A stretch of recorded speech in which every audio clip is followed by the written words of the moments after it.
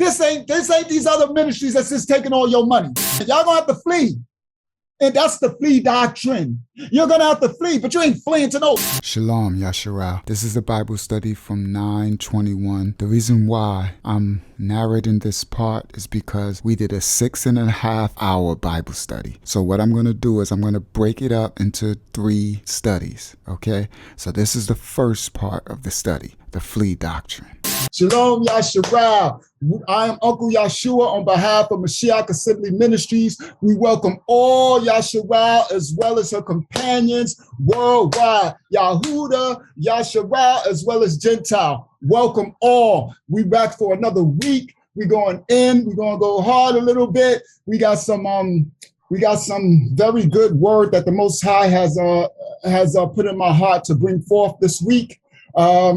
Sorry for getting started a little late. If you should see me here, I'll be putting stuff together at the last second. I'm sitting there writing and pulling up stuff and doing all this stuff at the last minute because I got a lot on my plate. So I'm doing the best I can with this. You know, y'all willing, going forward, I'll be able to get stuff together during the week so I don't have to do it like an hour before. You know what I mean? I already know what he wants me to put, but I'll be trying to arrange stuff. It's just a lot I'm doing by myself. But yeah, we are here and we have a beautiful word that the Most High wants to bring forth to his children. So I thank you all for taking your time to be here, to bring edification to the children of Yasharal, to the children of Yah, I should say, the children of Yah, because it's Yahuda, Israel, as well as Gentile, the children of Yah, Yah's children, scattered across the 4 corners of the planet Earth. So we are here again on behalf of MASHIACH Assembly Ministry, and I welcome you all.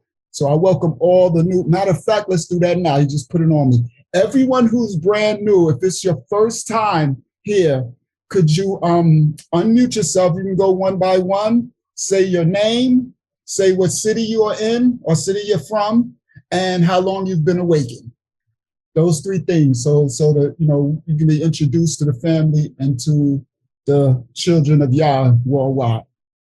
So whoever wants to go first, you can just unmute yourself. I am Shanice and Shalom, and I am originally from Bronx, New York. Right now, I live in Greensboro, North Carolina. The BS to NC. Go ahead. Yeah. So I came into the awakening in 2016. Ah, okay. That's the mass awakening right there. And that's when it was really kickstarting, boy. It was going hard. I remember back in 2016, boy, we was just, it was beautiful, guys. It was a beautiful thing. We was one of the first to really start the flood of the awakening.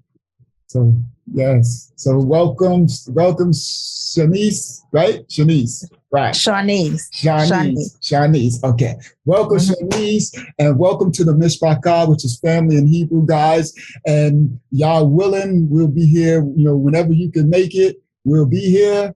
And even if you can't make it, just watch the lesson on YouTube. Yeah, as the Most High give me utterance, it's a lot coming for you guys. We didn't even get started. When y'all watch this, those who haven't watched the video that I just posted, watch it tomorrow or after this, you'll see what I'm talking about. We just getting started. All right, Shalom, Shanice. Who's next? My name's Chase. Can you guys hear me?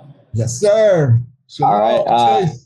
Shalom. I'm from Shawnee, Kansas, and I've been awakened for about a year now, but this past couple weeks I've kind of went more deep into my walk and been learning a lot more lately. Aman. Shalom. Welcome, Chase. How old are you, by the way? 19. All right. Go ahead. Young children of Yah. That's what I'm talking, boy. That's my arc. Woo, I just got it already, guys. You see what I'm talking about? The Ruach just flooded me. See, this is what okay, so he already getting started. Ruach is here. This is what I'm talking about. There's so much hate in this world, right? That they will hate against young Chase. And they would say that we unrighteous for even receiving young Chase. But guess what? When young Chase just talking to Ruach just flooded my arms. These are confirmations. I'm going to, Most High, through the Most High, through me, the Most High is going to use me to teach you to stand in your oneness, where you will have the revelation for the Ruach to be able to just reveal. Like he'll show you. That's what he tells you, it's discernment. He'll show you, he'll just flood your being when you'll know. You make something, you'll know it's of him. That's the point. Thank you, y'all. That's the point he's trying to make. You'll know it's of him. He'll give you confirmation.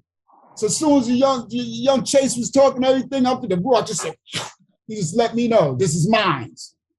You see what I'm talking about? So that's why you don't have to worry. And I know, oh, we'll get there. I'm about to go there. I'm about to say, we're going to get there. It's coming. So, okay, welcome, young Chase. And y'all willing, you can come back whenever you can. This is home, okay? Welcome home. And we're going to pour into you to be the man of Yah, who you are supposed to be, because each of us have people that we need to reach. You understand? You got people in your circle, in your family, from your nationality and all that, who you need to speak to. So that's what we're called to be. I'm doing my duty according to the Most High. We're called to be a kingdom of priests, to bring the word, the true word of Yah to you, so you can go forth to your nation and teach them. That's what it's about. People are so, never mind. We getting started already. Let's go. Let's go. Oh, I'm on one already. Come on, y'all. This is going to be a good one. All right. So welcome, young Chase. Who's next? Hi, everyone. My name is Ebony Joe. I'm from the Bronx, New York, and I got awakened this year. Shalom, Ebony Joe from the BX. I know these BXs. I know that's about y'all from the BX, bringing the X in. See, bringing the X in. Koala y'all is bringing the young ox and Cotes in. Y'all, come on. This is what we're talking about. This is called the Great Commission. Yes. Do y'all know what the Great Commission is? He said, go forth, right? Go forth and teach the word and bring others home unto Yah. Bring them home. That's what we're called to do. We're not called to just teach to ourselves, one another. I'm not called to awaken the awakened. I'm called to awaken the unawakened. Yahudah, Yasharal, as well as Gentile. That's what the word says. I don't care what people say. I ain't following no men. I don't care what these favorites of men say. They're going to be judged for it anyway. A lot of fools out there.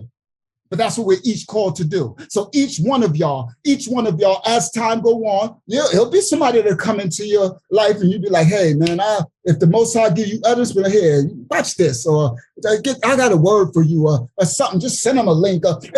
Just as the Most High give you utterance. You don't got to try to force it. Like with me. See, some people are called to be gatherers. That's what Kuala Yah is doing. That seems like that's what Bat Yah is doing. Some people are called to be gatherers. Some people are called to be harvesters. Some people are called to be waterers. Some people are called to be builders. You see, we all have fruits of the Spirit. We all have gifts. You understand? I'm not really a gatherer for the most part. I really only speak when the Most High gives me utterance. I really don't awaken people like individually. Like it'll be sometime he'll have somebody say something, and next thing you know, and he'll tell me how far to go. Sometimes he just tell me say a little bit. But most of the time, I'm just quiet. Most of the time, I don't say a word. So, and again, you don't try to be something that you're not. Be what the Most High has placed into you, and he'll reveal it as it goes on. This is the scriptures say, he who endureth to the end. It's not a race between the rabbit and the hare. You ain't got to rush. I need this. I need that. I need to speak in tongues. I need this. I need to read. Oh, I need to gather. Oh, Kuala Yah's gathered. I need to gather. Oh, this one got this. Oh, I need to prophesy. This one. Sit down. Wait on the Ruach to give you instructions. When you watch the new lesson I just dropped, my food is burning. Give me 1 second, guys. 1 second. I gotta turn that off. Thank you. I smell it burning. I'm like, what is that? Okay.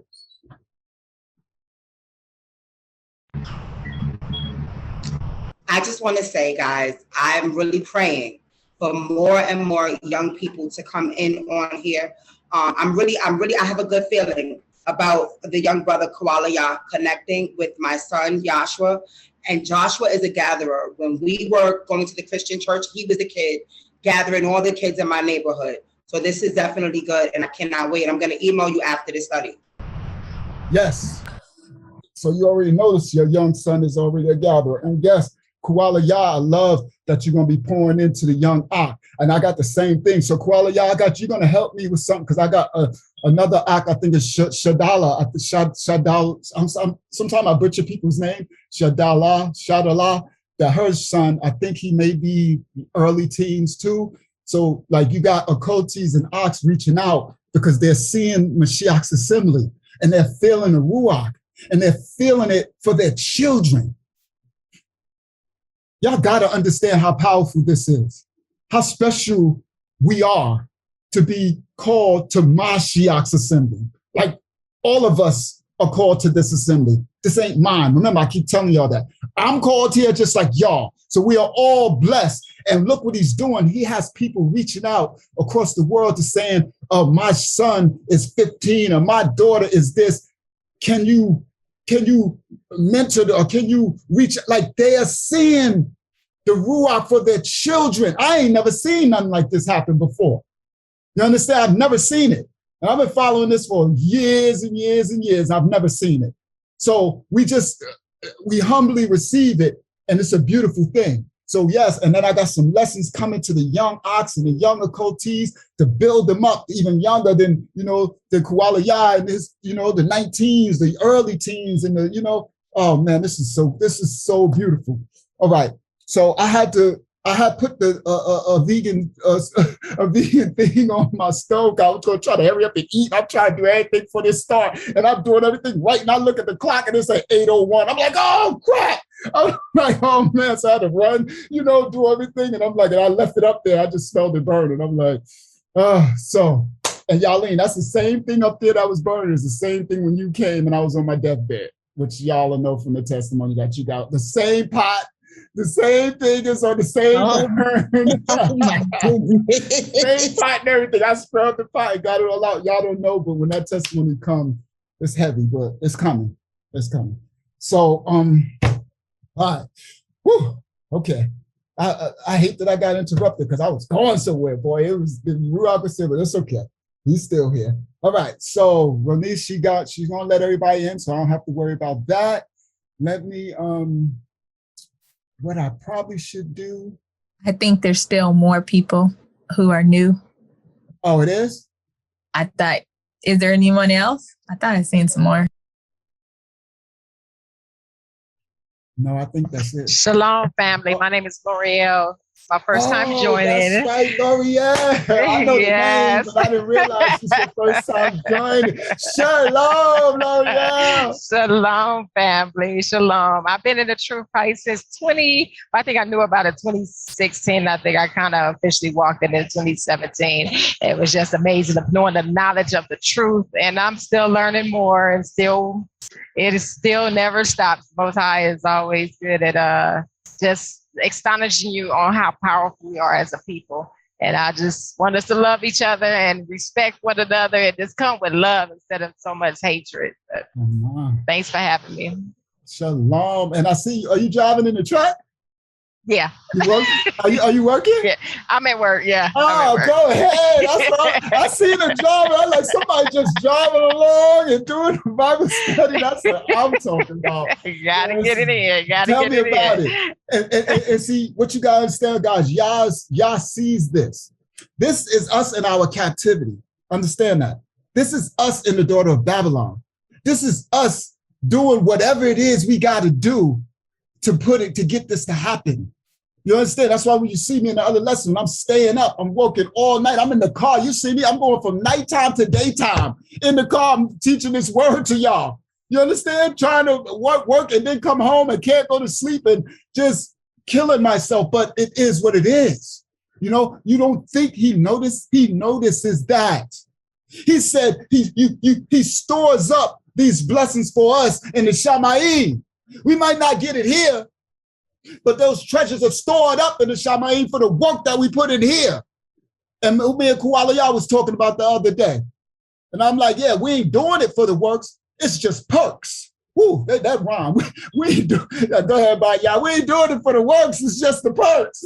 I know that's right. You know what I mean? It's just perks to go with it. Ain't nobody doing this for nothing. I'm just slave. I ain't get, well, thank y'all. Some people are, starting to give donations. Thank you, y'all. I appreciate anyone who gives anything. Just thank you. You know what I mean? So I can't keep saying I'm not getting anything, because that would be unrighteous and unfair to the people who are giving, whatever they could give. And I thank you all. You know what I mean? I know a lot of y'all don't want to be named, you know what I mean? But, it's not about that. But just so, I'm not used to ever getting anything, ever. You know what I mean? When you watch the video, 14 years, like I'm enslaving and suffering and just doing the will of the Father, to know, nobody even hearing the word. Can you imagine making all these lessons for years and years and years? When you watch the new video, I got 1,000 lessons made. It says 900, right now, 982 videos made. And nobody's heard not one of them. That's an insane amount of, that's like overkill, right? That's like OD. That's like literally, pardon that word. Forgive me for saying that word. And y'all know what I'm talking about. Y'all know what I'm talking about. So that's overkill. But it's the sacrifice. What it is showing you. That's what, when y'all watch this new video, it's the sacrifice. It ain't for no fanfare. It ain't like I have my channel up, I'm making all these videos and everybody's coming along and everybody like we doing now. No. Years and years and years with nobody knowing nothing. And y'all said just continue to make the videos, continue to teach, and nobody's gonna hear you. How does that sound to y'all? That sounds like, that's crazy, right? He said continue, night after night after night. Understand, if I have 1,000, that'll tell you how much I was doing. And nobody's gonna hear you. Nobody's gonna hear you. Like it's like, but the obedience and the sacrifice. He used me as a living sacrifice to show you by example. That's where all these testimonies are coming, and they didn't get started yet. So with that, we're going to start this. Bible study. So the way we're going to start. Welcome to everyone that is new, and welcome to everybody that's coming. I know there's a lot of people in my emails that want to be here too. I guess they didn't, they'll be here. They're going to just keep coming. Okay. So this week, we're going to start this Bible study off here with a prayer. We're going to pray for a young brother named Seth. That's his name, right, guys? I just want to make sure I'm correct. Okay. I thought that was his name. I know that's his name. Just don't want to. We'll say a prayer for a young brother named Seth. How old was Seth, Kuala? How old was he, guys? 19. You heard me say, how old was he? Okay? Seth is now gone. He's 19. Thank y'all, he was only 19. I don't want to really go into it about the age of 20 is the age of adult where you're held accountable and you get judged for your deeds on this earth. But under 20 and under, you fall under a child. And the Most High's grace and mercy will get you into the kingdom. We'll do a separate lesson on that. So I'm just thankful that he wasn't even 20. Because then he would have been able to have to be judged for what he did on this earth.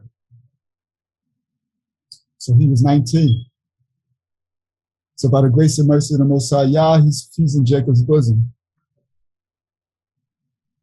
He's chilling right now. I had a word with Kuala Yah and Tanner. Is Tanner the correct name? Yes. Yes. Okay. Yeah. Last night, and I got a text from Kiana, but I didn't see Kiana's text in time. And then I wrote it back once I seen it because I didn't have a number saved, so her name saved. So I just seen a number and it drops to the bottom. So this was their friend, guys. Seth was their friend.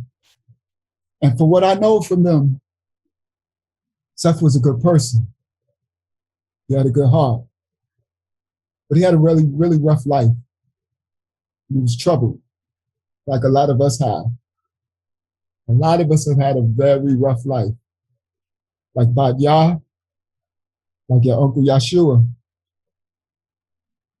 Some of us have a rough life that's to a level. Okay, I need to write that. Thank you, Yah, so I don't forget. I'm gonna do it right now. I'm gonna do it right now. Of life. Thank you, Yah. Some of us have a rough life and we don't understand why. And it's different levels to rough life. I can give you a quick example. Me and my sister Yaleen, we grew up in the same household. We were years apart. We had no mother and father. We had a grandmother until our teens, my teens. And then she was taken away. And so I've been homeless ever since. You know, I've been alone ever since, but I was homeless at that time as a late teen. Yaleen is my blood sister. We have both mother and father we share. I have a lot of brothers and sisters, but we don't all share the same mother and father. I think I got 7 brothers and 3 sisters, a lot of us, okay? But Yaleen, we share the same mother and father. The only 2. And we were abandoned by our mother and our father. All my other brothers and sisters had their mother and their father too. A lot of them, but most of them had their mother. We had neither. But the Most High took care, covered Yaleen. She didn't struggle, but so much. You know, he took care of her. And I'm thankful that he took care of her because she's a woman. I'm thankful he didn't put on her what he put on me. Because as a woman, it would have been a lot for her to handle. And when y'all see my testimony, I'm getting emotional already. Every time I think back what he did to me, it breaks me. But it was heavy. It was, and when y'all see these testimonies, y'all gotta understand. And so when I got back with her, and we started talking amongst one another, and she let me know her upbringing, and I let her know what I went through while we were separated. We separated for over 20 years. She went to Atlanta. I was still in New York City in the belly of the beast. And she didn't know what I was going through. But I'm thankful that he allowed her to go through it to the level that he allowed me to go through it. But we both still suffered because we had no parents. And I had the revelation to know why. And I'll share it. Sorry, I only get emotional when because I have a gift of seeing visions. And whenever I visit a topic, I have the ability to go back to that place. So it affects me like I'm living in that moment.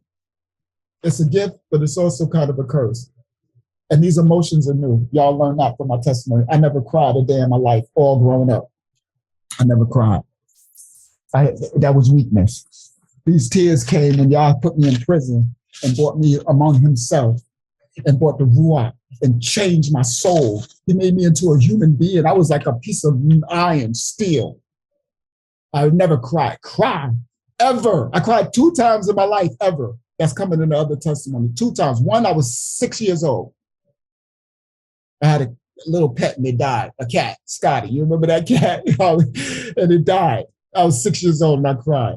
And the next time I was an adult and one of my best friend's brother died and I seen his face at the funeral. And for some reason, my childhood best friend, when I seen his face, I don't know what happened. Something came over me and tears came, which never, I didn't cry at my grandma through. I cried at nothing ever in life, ever. That's unhealthy, first of all. It's unhealthy to never, ever, ever release a tear. So I'm just letting you know, these are new. Most High did this. It started in prison. When I tell those stories, you're going to be like, I was in my bunk. I covered my head. I'm like, what is you doing to me? Like, what are you doing to me, y'all? Well, God, I mean, it was no, like, you're like, I'm making you human now. I'm bringing you, I'm softening your heart. Even though I was a good person, but I wasn't, I couldn't be in tune with my emotions because where me and Ba'ya and them come from, it was murder one. And I'm older than them. So I came from the days in the 80s when it was the murder rate was #1 New York. New York was so beastly that they made movies about it. And I come from that world. You'll see from the testimony. So getting back to Seth. Seth suffered a hard lot in life. He had a lot of troubles. And like a lot of us when we're young, to help our troubles, it leads to drugs. You know, that's why they push drugs on us. Because it's what we I don't know why I'm looking at the weight room. That's Karma. Okay, let me let her in. Okay. Oh, she's coming in. So it leads to drugs, and that's what drugs, we use drugs to soothe our soul, to like escape reality. You know, I dealt with it. You know what I mean? You know, the furthest I got with weed, I mean, when we was young, you all know from my testimony, coke was cool at one point, but I didn't like it. You know what I mean? It burnt my nose when I would sniff it out. Like, just burned my nose. I didn't like it, whatever. So I just stuck with weed. You know what I mean? That I'm in the crack came in and people start smoking crack. This is part of my old testimony. When it first came out, it was cool to do. And people my age was putting it, the fly dudes getting money was putting it in their weed, but I didn't like it. It smelled stinky. I was like, I don't know what that is. I'm good. See, that's the Most High covering me. So, but weed, yeah, I would burn, I would chief, like stressed out. It'll help me leave this plane a little bit, this reality. So I understand it. I come from it. So Seth, you know, was tormented. And so he battled with drug addiction.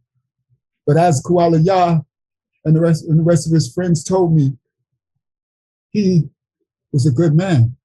He was seeking after Yah. He just spoke to Kuala Yah recently and said, man, I like what you posting. I like your fervence for the Most High Yah. I like your fervence. I need to seek him more. I'm about to start seeking him more. He just was telling Kuala Yah this. And like a day later, he was dead. He overdosed. They told me he couldn't get the pills. He was on pills that he needed because the people he knew didn't really want to give it to him because, you know, they cared about him. And so because he couldn't get it to who he used to get it to, he went to someone else and probably got a bad batch.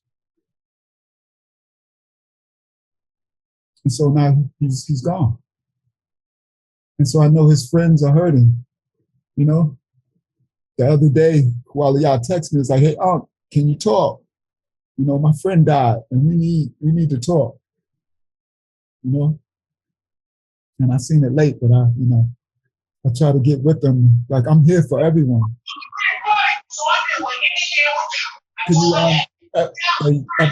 Ebony, can you unmute your mic? There you go. So I'm here for everyone.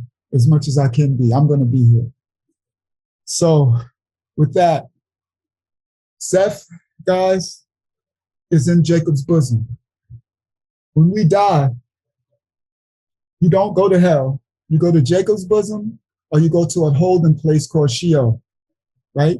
Jacob's bosom is a place of joy, a place of rest, a place of relaxation, a place of just waiting the judgment. You're in a safe place.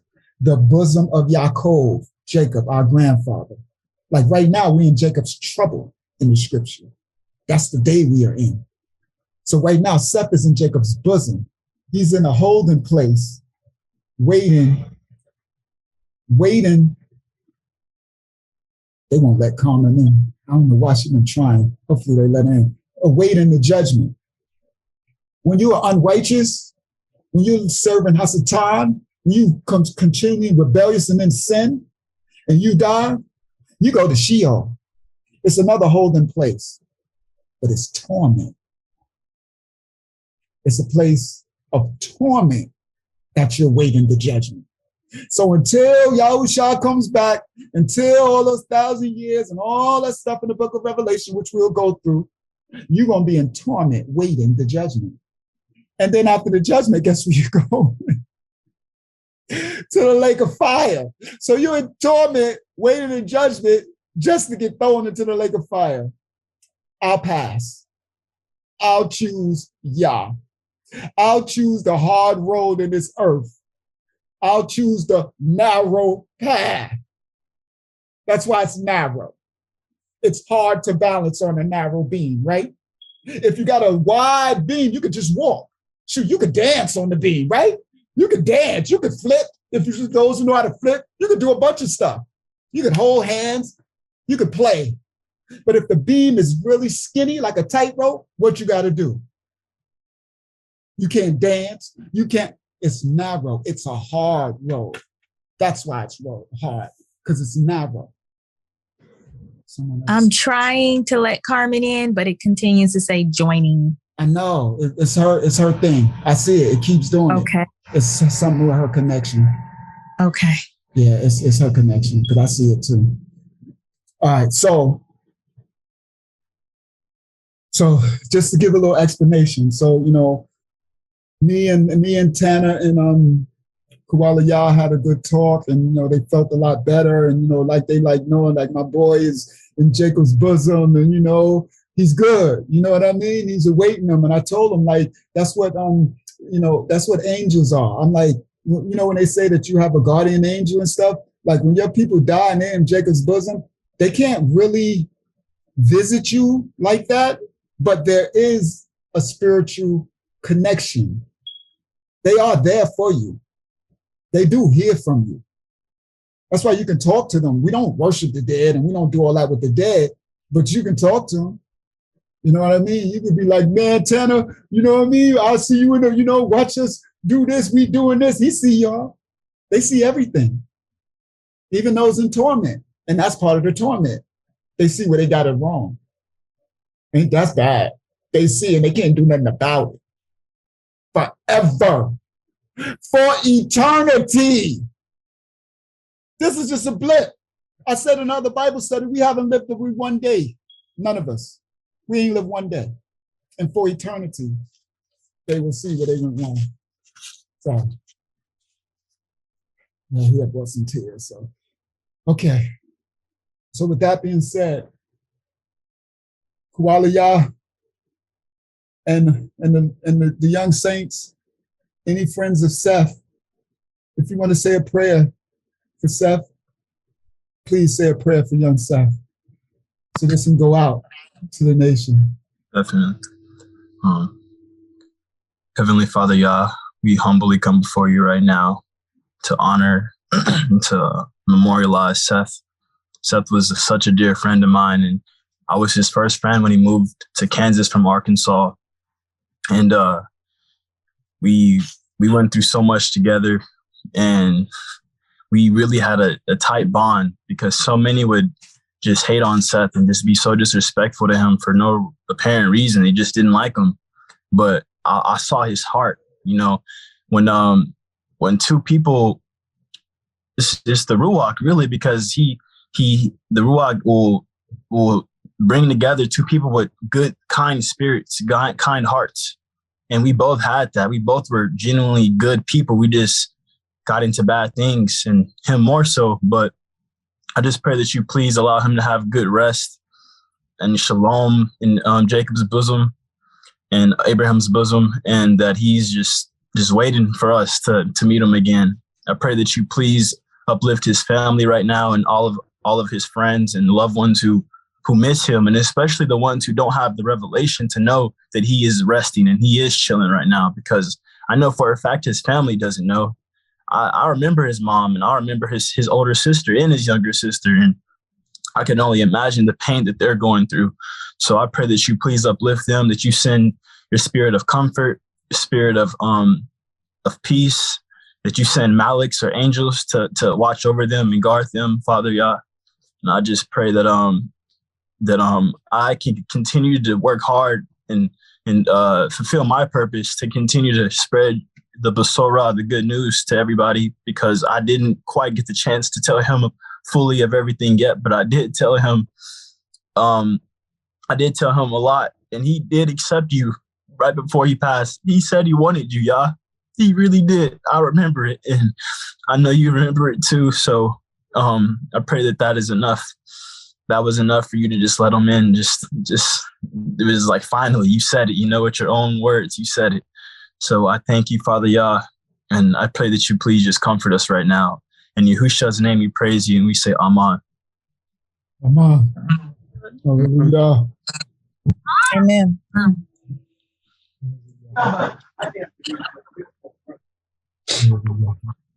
Hallelujah. Hallelujah. We come together as your children to give a word about young Seth that lived this young life on this earth, only 19. We know that there's no chance. We know that you had called him home because it was his time. This was his earthly mission. We know that he fulfilled his earthly mission for whatever it is. We won't know it until we get to the judgment. We won't know what that is. He knows what he fulfilled. He knows what he was here for. So we come together as your children just to say thank you for giving him life to even walk this earth. We want to say thank you for the time that he spent on this earth. And we want to say thank you for allowing him to make it into Jacob's bosom. Because we know that one more year and he would have been judged for his actions, but we don't know what all his actions were. So we thank you for that grace and mercy. There's nothing by chance. But we know that he's in a better place now. For all the suffering that he was living on this earth, he's in a better place now. So with that, young Seth, you have people saying your name who didn't even know you, but we know you now. So all worldwide, we come together and send a great shalom to young Seth. He went to be with the Father. He went to Jacob's bosom so he can make it to be with the Father. And with that, we say Amen. Praise Yah. Hallelujah. Amen. Yeah. Hallelujah.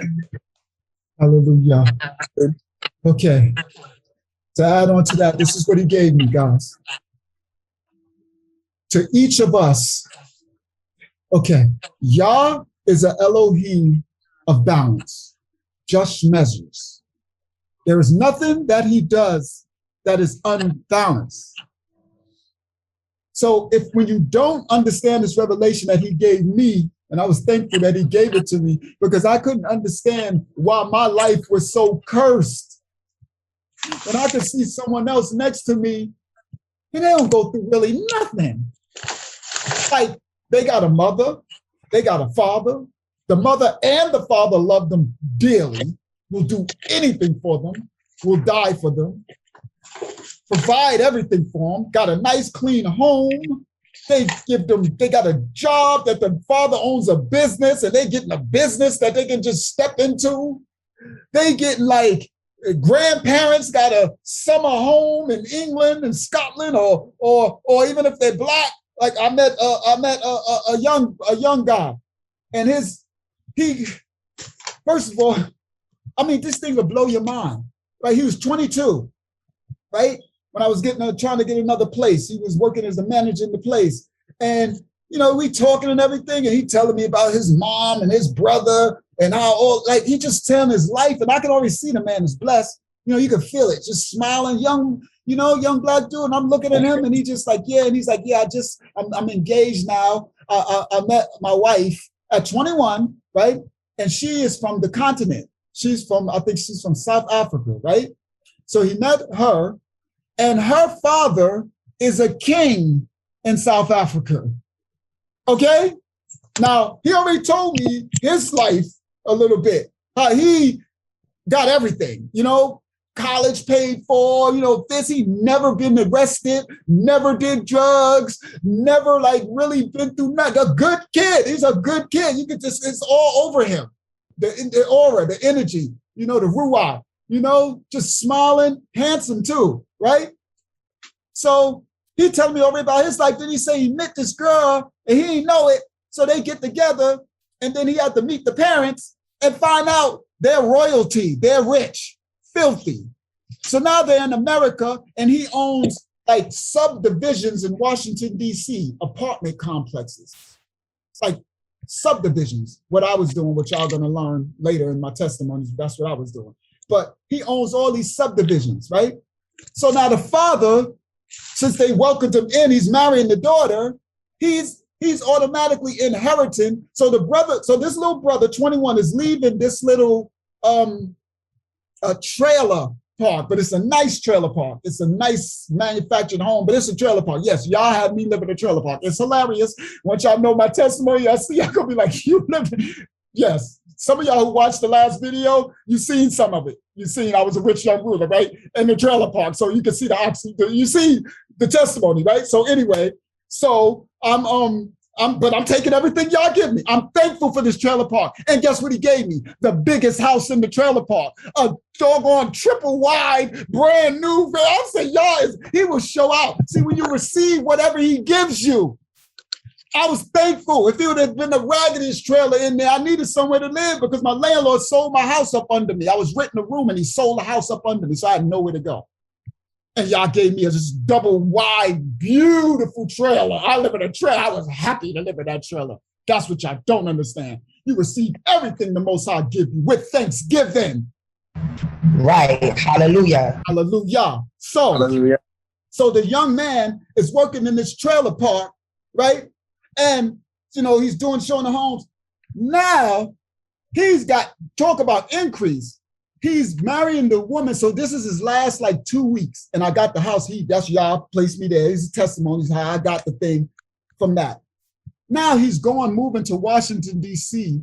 to manage hundreds of apartments he's going to inherit now. This man who ain't really never been through nothing. And now here I am. I can't get a doggone girlfriend. Do you understand? I get Jezebel after Jezebel. I get the serpent. See, Yah, Hasatan sending all his angels to me. He know better than to send me a daughter of Yah. He know better than to give me my help me, because you know I'm fighting for the kingdom. So if I ever have my help me, it's on and popping. Hasatan kingdom gonna fall. I mean, they're gonna be a big dent gonna be a Hasatan's kingdom if I ever have my help me. So Hasatan send me all his beautiful demons, left, right, upside down, all my life. Yeah, I can't get a girlfriend. This man had married a queen, a princess. This man not been through nothing. He stumbled, right. And in the moment, I'm thinking, that's how God gave me the revelation. I said, y'all, what is this? This is unjust. I'm righteous, meaning I had a good heart from birth. I was that little kid who'd be like, okay, yes, if they say don't do something, I won't do it. I wasn't rebellious. You understand? I was a good little kid. So why, as a child, were you not, where I don't have a mother or father, no one to ever love me or hug me, kiss me or hold me and nothing, say I love you, do nothing for you, nothing. And then when we got a little grandmother, she was hardcore. She never said I love you or nothing, but she provided for us. But then she dies. And nobody. What did I do? I couldn't have done anything. I'm a child. It's unjust. And so what he gave me, guys, he said, you see his life and you see the other's life, your friends who got their mother and father, your friends who still got their parents, you got people that still got their parents right now that are my age and still got their mother with them and loving them. He said, what befalls you is the curses from your ancestors. It's according to what your ancestors did. If your ancestors did a high level of wickedness, then you're going to have a high level of curses over your life. That explains why in slavery, some of our ancestors in slavery got buck broken. Some of the men got taken and bent over and raped. Some of the women got raped and babies got sold and kids bashed, heads bashed. And some of them, it just escaped them. Some of them, I ain't just talking about house servants, field servants. Some of them in the field, it was just like it's like the death angel would pass them. They wouldn't get raped. They'll still be in the field. They'll still be, but really nothing really, they kind of skated through. And if you think, you'll be like, that's unjust. Why would some befall some, but not befall the other? It's because you have a lot, all of us have an individual lot over our head. So you can't get jealous of the next person. You can't get jealous if young Kuala Ya got two parents that love him and got a nice home and provide and does these things and send him to college or this, or young Chase got parents that might have some money and he able to go on summer vacations and do this and they give him this stuff and stuff. You can't be jealous of that. It's your lot. It's unfair. What do you think they did to us in the book of Matthew when they killed Yahusha?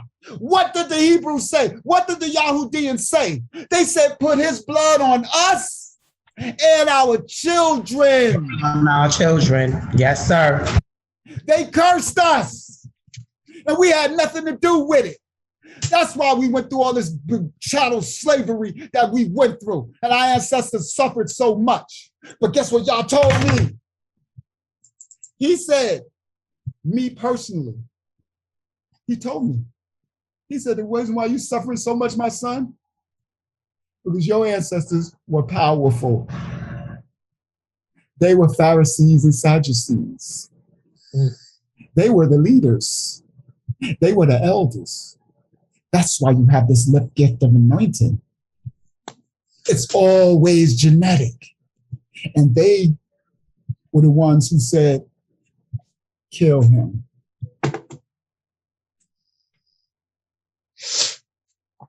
So the lot that's over your head, it's almost so hard that you can't bear. But I need you to hang in there. I need you to deal with it. I need you to remove the generational curses off of your head and your children. Stop it right now where it lays. Sacrifice your life and suffer for me. And remove the curses.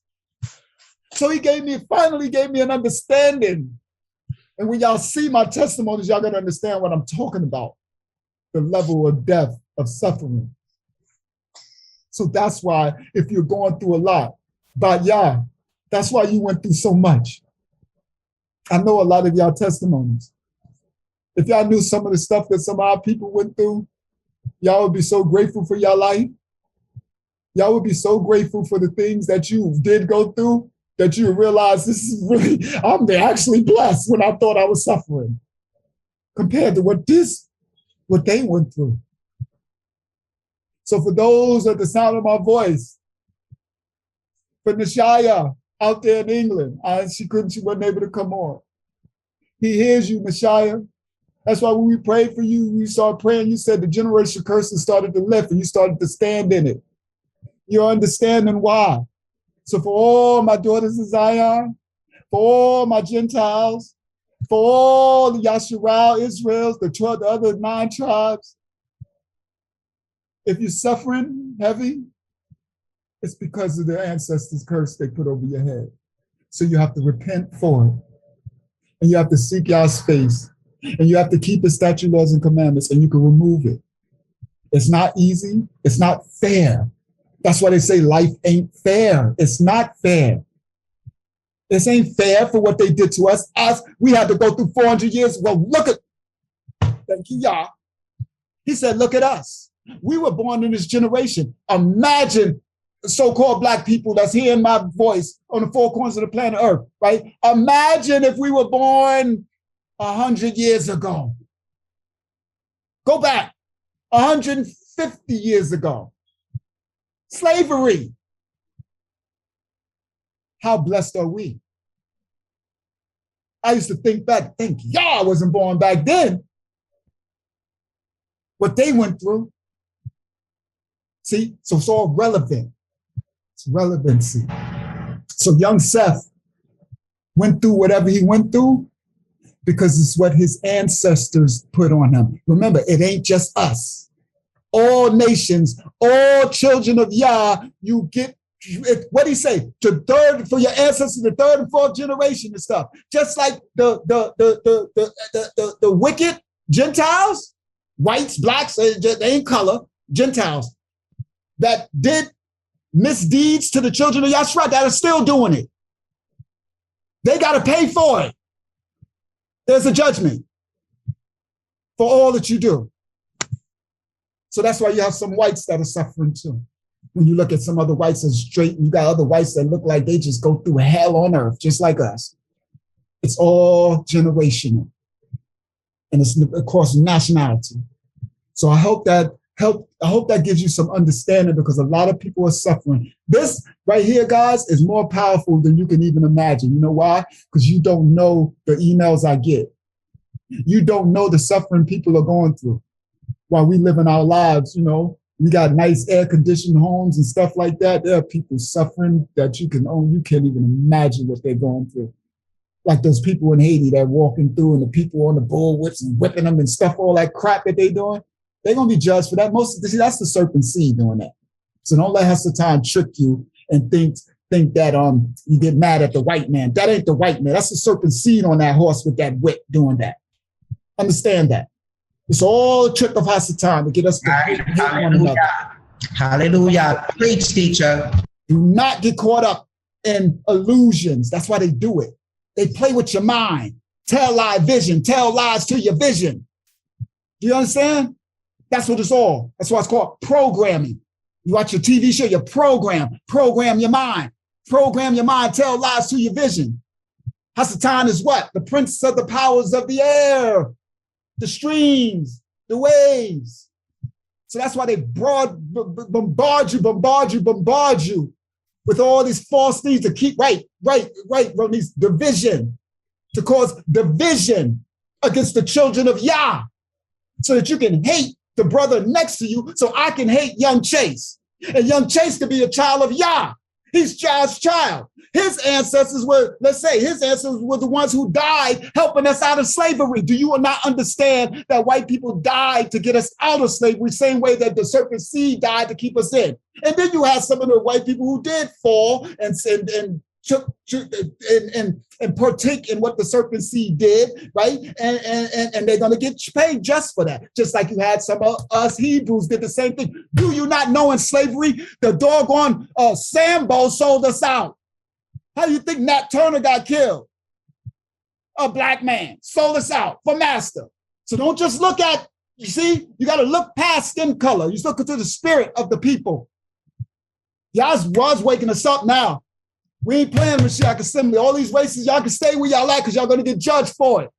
You want to stay with them people, these ministries that's teaching this division, this foolishness? Stay with them. You're going to be judged for it.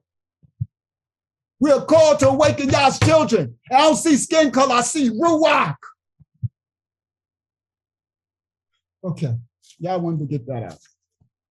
Hallelujah. Thank you. Hallelujah. Hallelujah.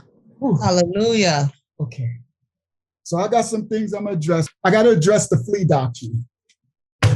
No, everybody want to know, what is the Flea? Yes. Thank you, Christine. I'm addressing it. Okay.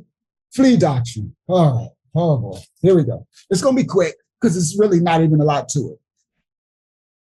The Flea Doctrine is a false doctrine, of course, where they teaching.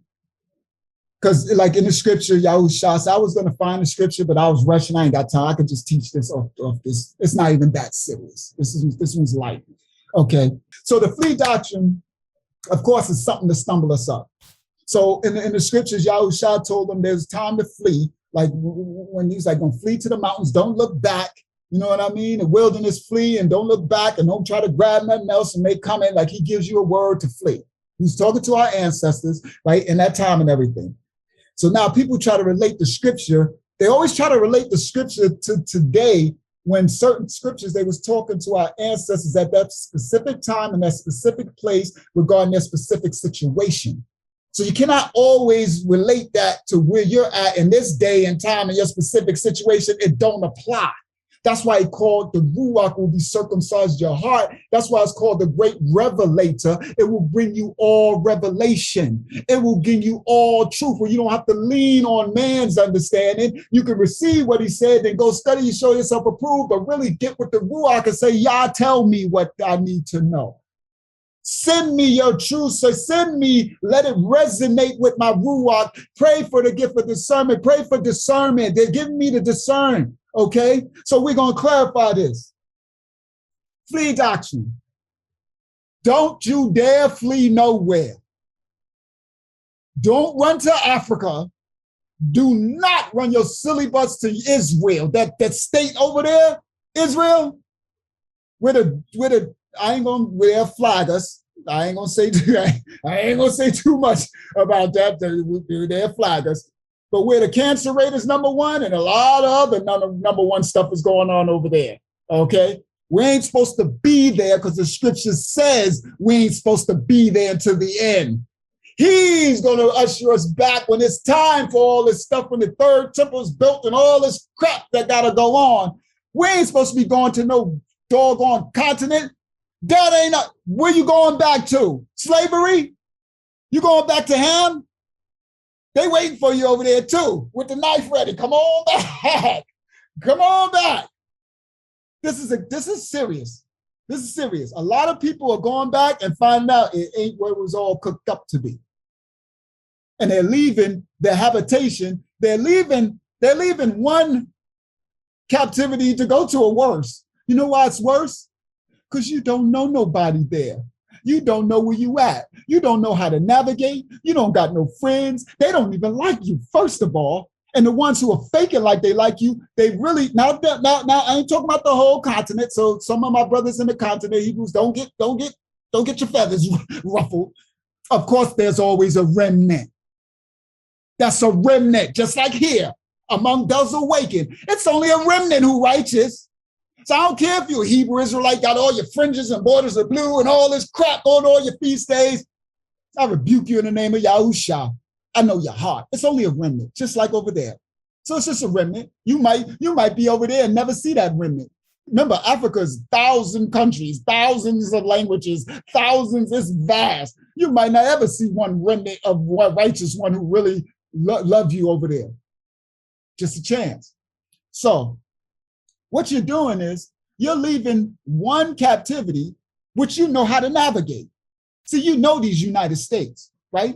You know, okay, I can go here, I can go to Florida, okay, I can do this, I got cousins over here, I got this. Like, you can navigate this. Take your butt to Israel, right? Go to Jordan and all of Damascus.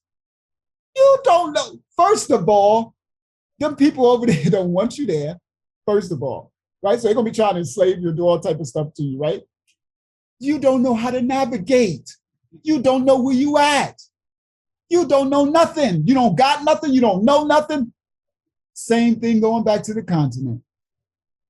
That we are placed where we are supposed to be. Okay? Flee means flee from Babylon, meaning come out of her, my people. Give Babylon back her stuff. It's a spiritual fleeing. Flee. Give her back her sex, her drugs, her rock and roll. Give her back her pornography. Give her back her idolatry. Give her back her fornication. Give her back all of it. Her education, her discrimination, her emancipation, whatever, and her fake declarations. Give it all back. That's what fleeing means. Flee. Let it all go. And step into Yah, and he will cover you where you are at. He will cover you. He will send a Malachim. He will send a Ruach HaKodesh to circumcise your heart, and then he will give you instructions. Now, in the daughter of Babylon, are we going to flee? Yeah. There are certain people that are going to have to leave where you are at. I got a lessons coming. There are certain zones in America that are unsafe zones. New York is one of them. California is another one. And Atlanta, Georgia is another one. Sorry if you're there. I'm so sorry. But I got the lesson that's coming. Let me give you a little brief. If you're in New York, you know doggone well you can see it. It's ground zero, okay? Hell on earth. If you're in Cali, you see it. It's already going to burn, quake. You're going to have to flee from those places. And the reason why Atlanta, Georgia is because that is little Israel. That is the Mecca, that's the black Mecca of the daughter of Babylon. So they know all the majority of Hebrews are concentrated in one place. And that's why they got the CDC there. Right there, right where you at. I'm probably going to have to edit this out, but we're doing it for us now. I can say it. The CDC is there, and they're going to seal something right there, right where you at, up the doggone street from you. Don't be a fool. It's right. They already did it. They did it a couple of years ago. They said it was a mistake, and they sealed something, and it went out, and all this other. They test in ground. The scripture also says, it says, flee. He says, Yahusha, our king said, woe to those who are in a place that is cold in those days. So nobody's teaching you this. He said, woe to you if you're in a place when the wilderness comes, if you're in a place that gets cold. You know why? Because you are going to freeze to death. You know why? Because they're going to turn off all the electricity. There will be no electricity. There will be no heaters. There will be none of that. There will be no stoves to turn on. So if you're in New York and it's freaking 10 below, you're dead. If you're in Chicago, he said, woe to those. And he also said, woe to those who are suckling breasts at that time. Oh, shoot, y'all. Okay, I guess this is the first time y'all gonna see a lesson when he told me almost 2 years ago to tell the daughters of Zion to close the womb. And I didn't say it. And I didn't know 2020 was coming right then. Guess he's telling me to say it now. Whew. Okay, let's do it. This is time. This is going down, guys. Y'all don't understand how much stuff I know and how long this has been. He's saying, say it. I'm like, wow. There's going to be time he's telling you close the womb. Close. You see it's going down. They're ramping it up. They're not retarding it. They're not putting it back. They're scaling it up. They already talk about your bank accounts and you ain't gonna have to. They coming after us in every front. We ain't gonna be able to buy and sell and eat very soon. They're already saying CVS store said even if you work from home remotely, you're gonna get fired if you don't take the job working for CVS and you're working from home. They ramping it up. So they're ramping up. All of these companies started saying you can't even work from home. Another college said that they're kicking out all the students who don't take the job who are taking internet courses in college. What does that have to do in your home? So they're ramping it up, guys. So it's a wake-up call. It's wake up. So he said, woe to those who are suckling breasts at that time, because when it goes down, you don't want to have a little baby. Because you're going to have to flee and run, and you're going to have to be places where you might have to be quiet.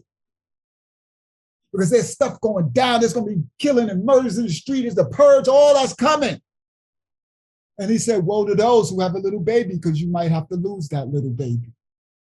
So he gave me a word before. Now he's telling me to say it. It's time to close the womb. It's Jacob's trouble. Playtime over.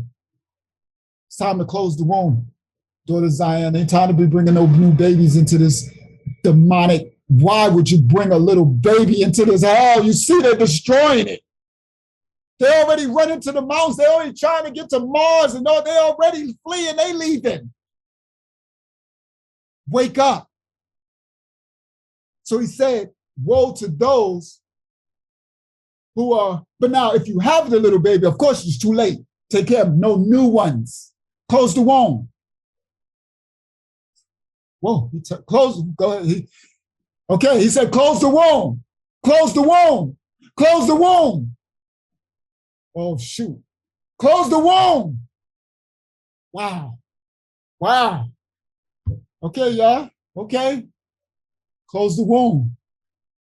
Saying close the womb.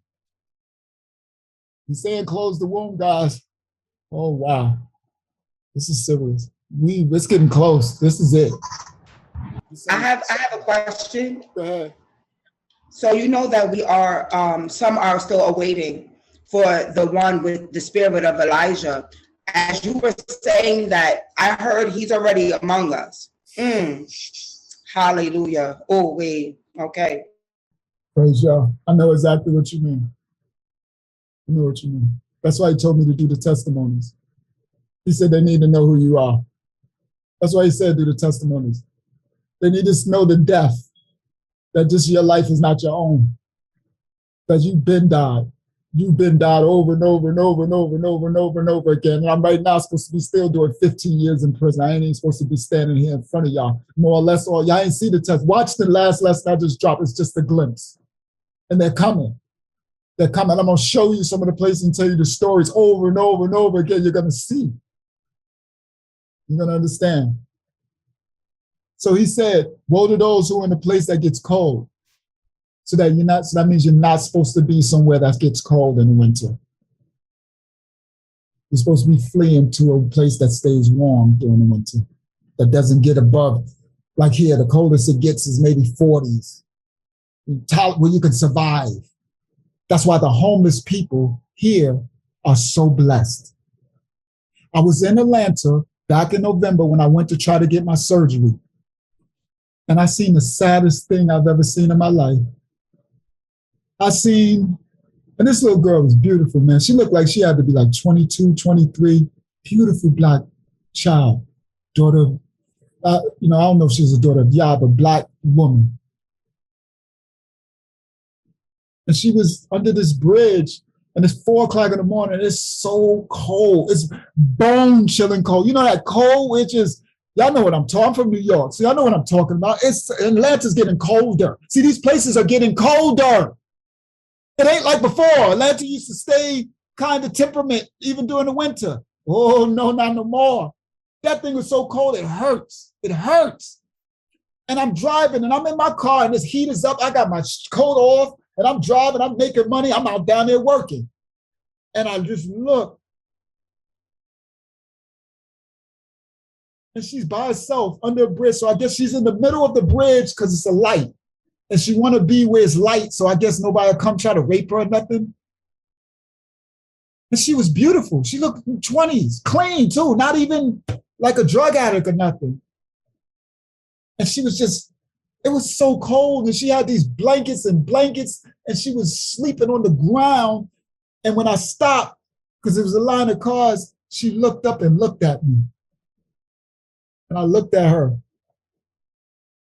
and it broke my heart. I started saying a prayer for you, this world.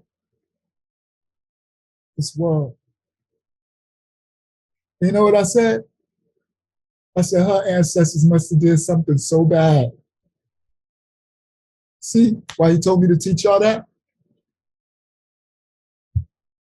Even worse than mine.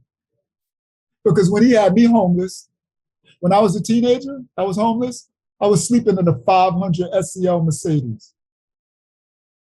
So at the same time that I'm suffering, he still got me in the palm comforted. I'm homeless, I'm suffering, but I'm sleeping in the Pathmark parking lot in a 500 SEL Mercedes back in the days.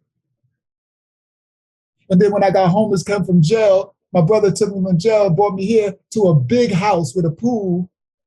So when I was amongst the homeless and poor and in the dumpsters, I still go home to a beautiful home. He bought me a freaking $1,200 mattress, super plush. I came off a cot from prison, lost everything. So at the same time that I'm being harmed and struggling and death, he still got me comforted. So that's letting me know that even though my ancestors did something so bad, it wasn't as bad as some others who are actually homeless and not comforted. Moray, can I add something to that? Yes, y'all know the song where it say, they say God, but now that we're awake and we know the truth, it's Yah. Yah favors me. There's another one where they say, you don't look like what you've been through. If I share some of my testimony, you know, some of you guys would not even believe it. You know, straight gangster, straight street worker, okay, straight hard drugs, further than marijuana. You understand what I'm saying? And it was crazy because I would be in like strip joints, ministering to people like, girl, I know I'm waiting to see if I'm gonna get a tape, but let me tell you, you don't gotta do this. So like, no matter where I was at, he always had his hand on me. I was sitting in this place trying to get a date, never got one. I got mad cool with mad people and things of that nature, but because that wasn't what my life was supposed to be. But I was literally where I was supposed to be, because I can remember, this is back in like the late 90s going into the 2000s, because it was after I had my first son. Back then it was like popular, you know, if you wasn't either shaking it or dropping it, and that was our mindset and the culture that I grew up in, you was whack, you know? So strippers and stuff like that was glorified in my hood or whatever. So my thing with that is, Yah's hand was on me. I could have got a date, got beat up, caught AIDS, everything, even in those situations, Yah favored me. So when I hear our teacher talk about, you know, he was sleeping in luxury even while he was homeless.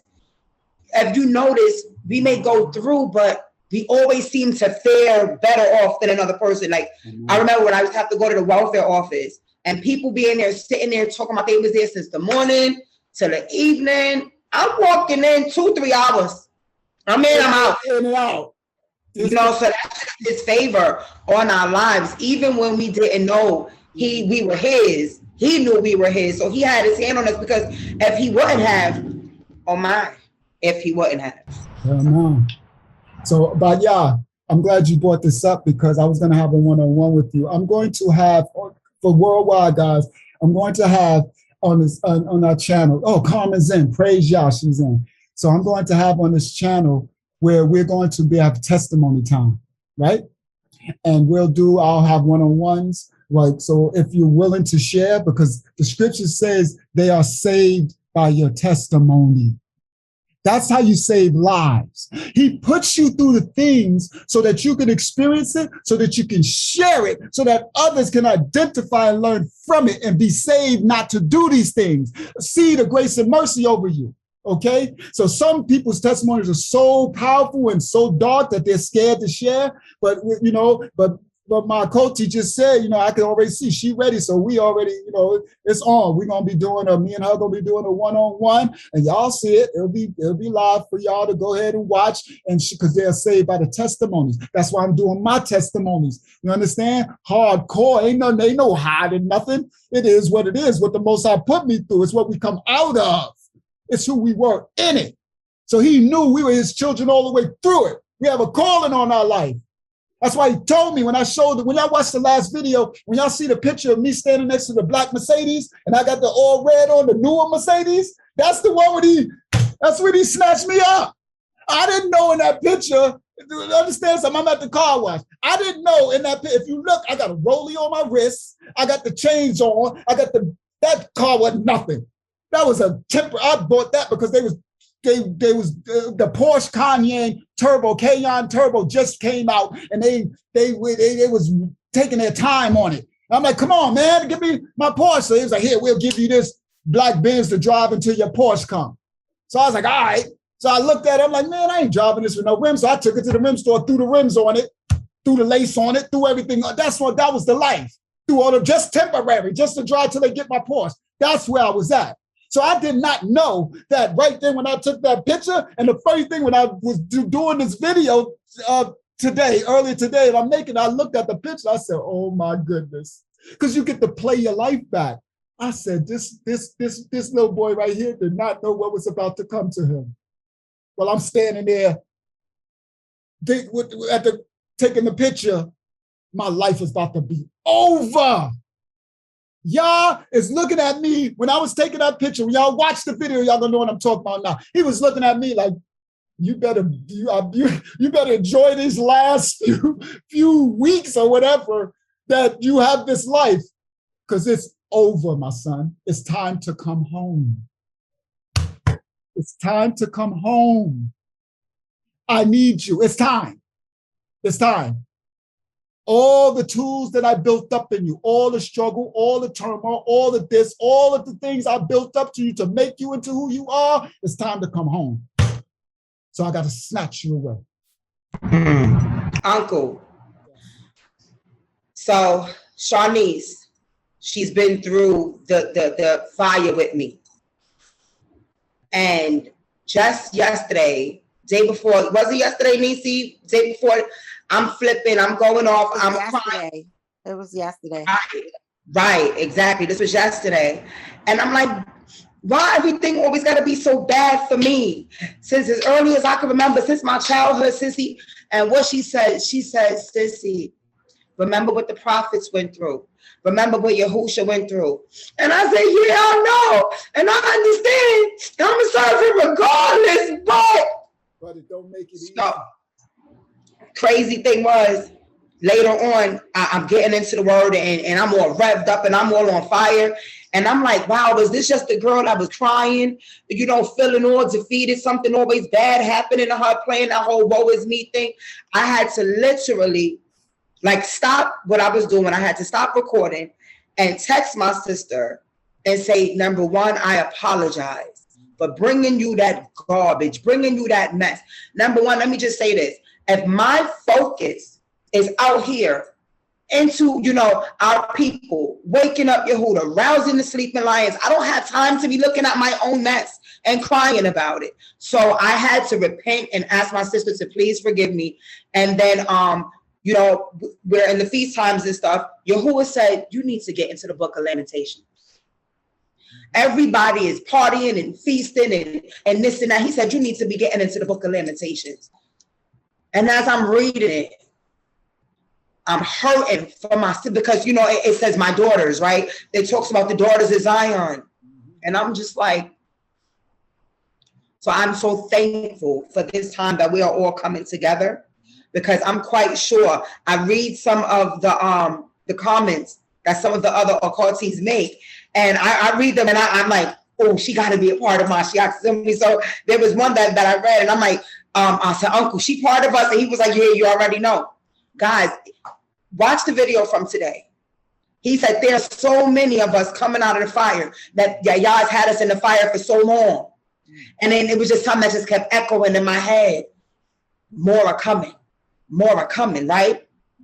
When my sister gets to share her testimony with you, it's crazy. So I'm saying, Father, I thank you. I thank you for those pains and for those sufferings, because in that, you see the way in Deuteronomy 28, we know how we are through the curses. We know who we are through the curses. I see who I am in him just through them struggles. And girl, what you crying about? You had your friend who, she gave you the flyers clothes. When you went out, you was dead. You couldn't tell that your mom and them didn't buy you nothing and nobody gave you nothing because you was always dead. That was his hand. So I just hear a lot when you speak. And I just thank you. I thank you for being so real, because I'm just going to be honest. There are some of us that can't receive from everybody. Yahuwah sends you to those that are like you. Listen, since I was in North Carolina, my sister can tell you, I've been being challenged with covering it up. We went to this store called, what is it, Africa's Best, sister, or Brands of Africa? No, I think it's Africa's Best. Right, in the Foursquare Mall. And so I just went in buying all these hair ties and everything like that. And what I realized is that look, I was trying to grab that look, but I really wasn't ready in here to do it. So it was crazy how I want to say like the last 2 weeks, a memory of when I was sitting in the truck with my sister waiting for her to come out of the store, and I had the thing on my head, right? And then I was talking to the people and I said, look, guys, this is y'all girl waters, whatever. That's what I used to go by. And I'm like, God, y'all's telling me to keep it covered, y'all. We got to cover it up. And I'm literally going off in this, this little Facebook Live or whatever. And I got the how it shows you 1 year ago today. And it was just now coming back to me to wrap it up. So I'm still like, but I just did my braids. I'm still like, I just be so pretty though. Yahuwah said, I got something for her. She don't want to listen. And I was just scrolling. I told my kids, I said, I need to be fed right now. I need to, who I'm going to eat from, what I'm watching on YouTube or whatever. And then, boom, I didn't even go on YouTube. I went on Hebrew Connect. And Uncle Yeshua's video was there. And I saw the Demonic Head Wraps video. And I see videos all the time talking about wrap it up and cover your head and give us the reasons why and everything. And I'm just like, my braids is my covering, or my lace front is my covering. Sissy, you know I tear up a lace front. And anyway, when the man of Yah spoke, I didn't even get to the end of the video. 20 minutes in, I'm like, Josh, give me the scissors. I'm getting this crap out of my hair. I wasn't ready to let go of my daughter's hair yet. So I'm like, man, but look, this is me. You know, I'm doing this walk. I just did her hair. I ain't taking that out yet. You know who was saying, what? You ain't gonna do it, take it out now. Now take it out. So I'm like, oh man, but I can't deal with her hair. Her hair is thicker than thick. What am I gonna do? Give Babylon back her stuff and honor what my father gave to my daughter. Our hair defies gravity. It praises him. So I said, you know what? Let me let her rock her hair. Yes. And that's how I know Yah is in Uncle Yeshua, because I don't listen to nobody. So hallelujah. Thank you so much. Hallelujah. Hallelujah. Hallelujah. Hallelujah. Yes. Glory to the Most. Okay. So what she said, of course, in Mashiach's assembly is part of our lesson. Okay. So as she's talking, I'm like, wow, it's like stuff that's in the lesson. So let's get started. We're going to start, first I wrote here, we're going to start with these comments. So I'm going to have to share the screen, right? So for those of you, it's already 9:30. So for those of you, when it gets a little later and you got to leave, I understand, but you can just watch it if you got to leave, because I already know we're going to go a little past, we're going past 10. It's already 9:30. So I already know we're going past 10. I'm going to stop saying from 8 to 10 and just say from 8 until we can complete. You know what I mean? Because I can't stop the Ruach. You know, this is not a ministry. This is not textbook. You know, I'm not sitting here from 8 to 10 and we got to wrap it up. You know, okay, everybody, we got to wrap it up. And that is not the Ruach. That is not Yah. You know what I mean? Like, so for those who got to leave early, you know, shalom, and you can still watch it later. For those who can stay, we just going to do it until we wrap. You know what I mean? So it's not a long one, but it's going to be good. We about to get this in. So what I'm going to do, I'm going to share the screen. So this time I'm going to make sure I don't close the little box, because I closed the box last time. And when I put the last week's video up, y'all going to see I'm not on the screen, and it takes away from it. So when I was going in about the Eve gene and about, you know, the daughters of Zion, Hasatan, foolish mess, and it's all not there, dude. You don't see me because I closed the thing, and you can hear it, but seeing it and hearing it are two different things. You don't get to see my gesture. It took away from it. It's still powerful, and I'm gonna do a narrator to try to fill it in. But now I learned. You learn from your mistakes, right? Okay. So y'all can see my screen, right? Yes. Okay. Yes. All y'all in the corner. So what we're going to do is we're going to do some of these comments. Padrita just left one 2 minutes ago, guys. Let's see what she said. Let's see. Shalom, Makoti Padrita. She couldn't join us. Let's see what she said. Wow. Ooh, she left a big one. Wow, Uncle Yeshua, that is beautiful, being at peace with suffering for Abba. I am ready too. However, my heart just saddens for my babies. Wow. What were we just talking about? You see? Y'all see how Yah works? See, this is what makes us different, guys. Every single time. Every time. She just did this 2 minutes ago. We had no way. We just said this, dude. Jeez. Oh, my goodness. Oh, my goodness. Hallelujah. Okay. Hallelujah. She said, I am ready too. However, my heart just saddens for my babies. They are still toddlers, and although I know no one can take them out of Yah's hands, it still saddens me not knowing what will happen to our children. Great testimony, and a lot of us chosen people can relate, and we appreciate you. Is Yaakov's trouble, is Jacob's trouble going to be double for us? Or is this truly the time of the Most High's judgment. I am sticking with second Esdras because I believe we have been suffering for so long and now Yah is standing up for us. However, I know judgment will start with the house of Yah. Praise Yah.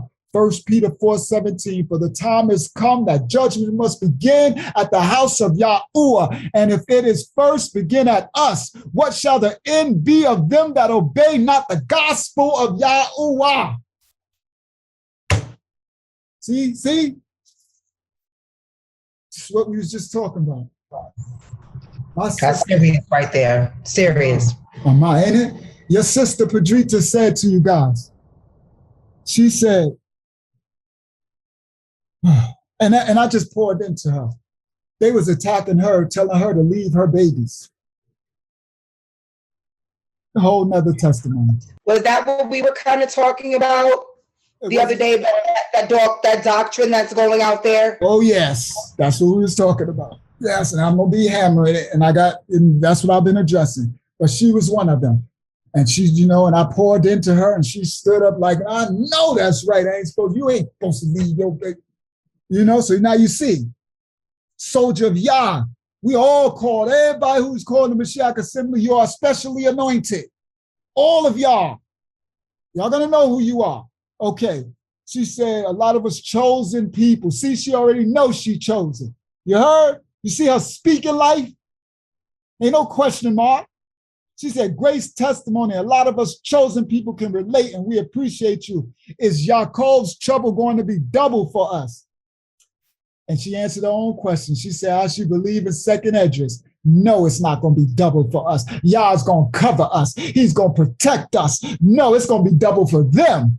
And yes, the judgment does start with Yahshua. That's why we are here. That's why he released Mashiach Assembly Ministry to pour out the judgment on the house of Yah first. Why you think I'm coming at these leaders? Why you think I keep saying I'm coming at all y'all elders and leaders and all of y'all? Y'all go, because the house starts with y'all. It starts with us first. That's what we're doing. That's where it's coming. That's why I'm like, y'all, they ain't gonna like me. They ain't supposed to like you, Yahushua. So they ain't supposed to like you. They ain't like me. They ain't gonna like you. But they're gonna be called. They have a judgment coming. They're gonna have to answer to this. Repent and return or be judged. So yes, it does start with the house of Yahshua. But Jacob's trouble ain't gonna be double for us. Absolutely not. Y'all's covering us. So what we was just talking about. Hallelujah. Yes, covering us. Amen. Hallelujah.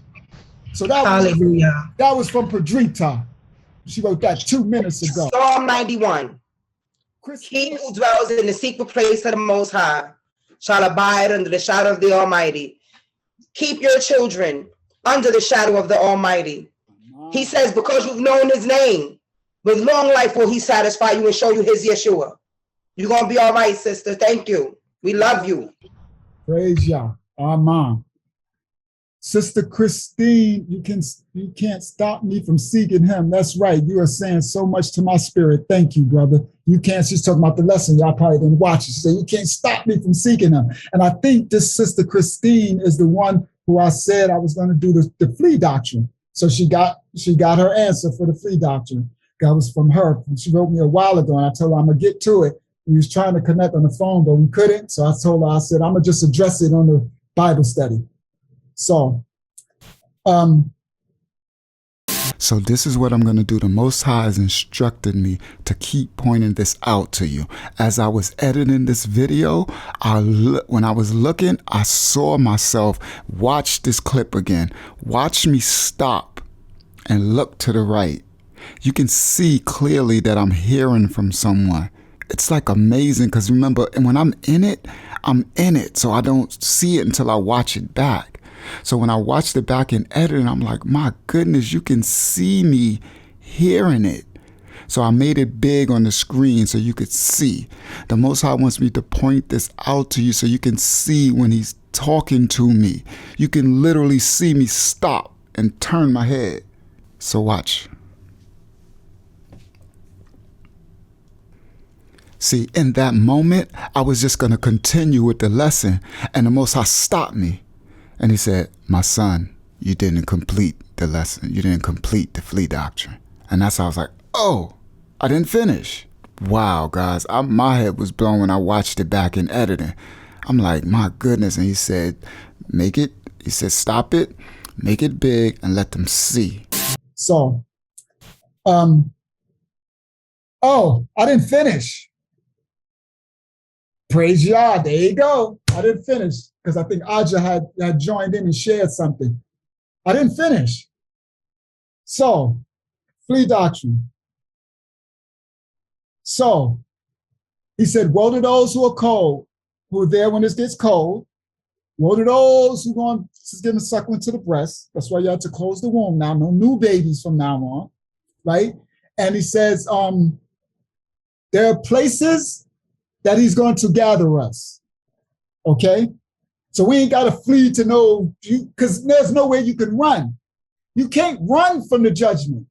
You can go to Costa Rica, you can go to the jungles, you go anywhere, that judgment gonna follow you wherever you go. So you might as well stay where you at, where you know how to navigate, okay? Where we are all here already, okay? So there's places, and I'm not gonna share, I'll probably just take it out because I remember we recording, but I can edit this out. Because a lot of stuff you don't let your left hand know what your right hand doing, okay? So we can't let them know everything we're doing, guys.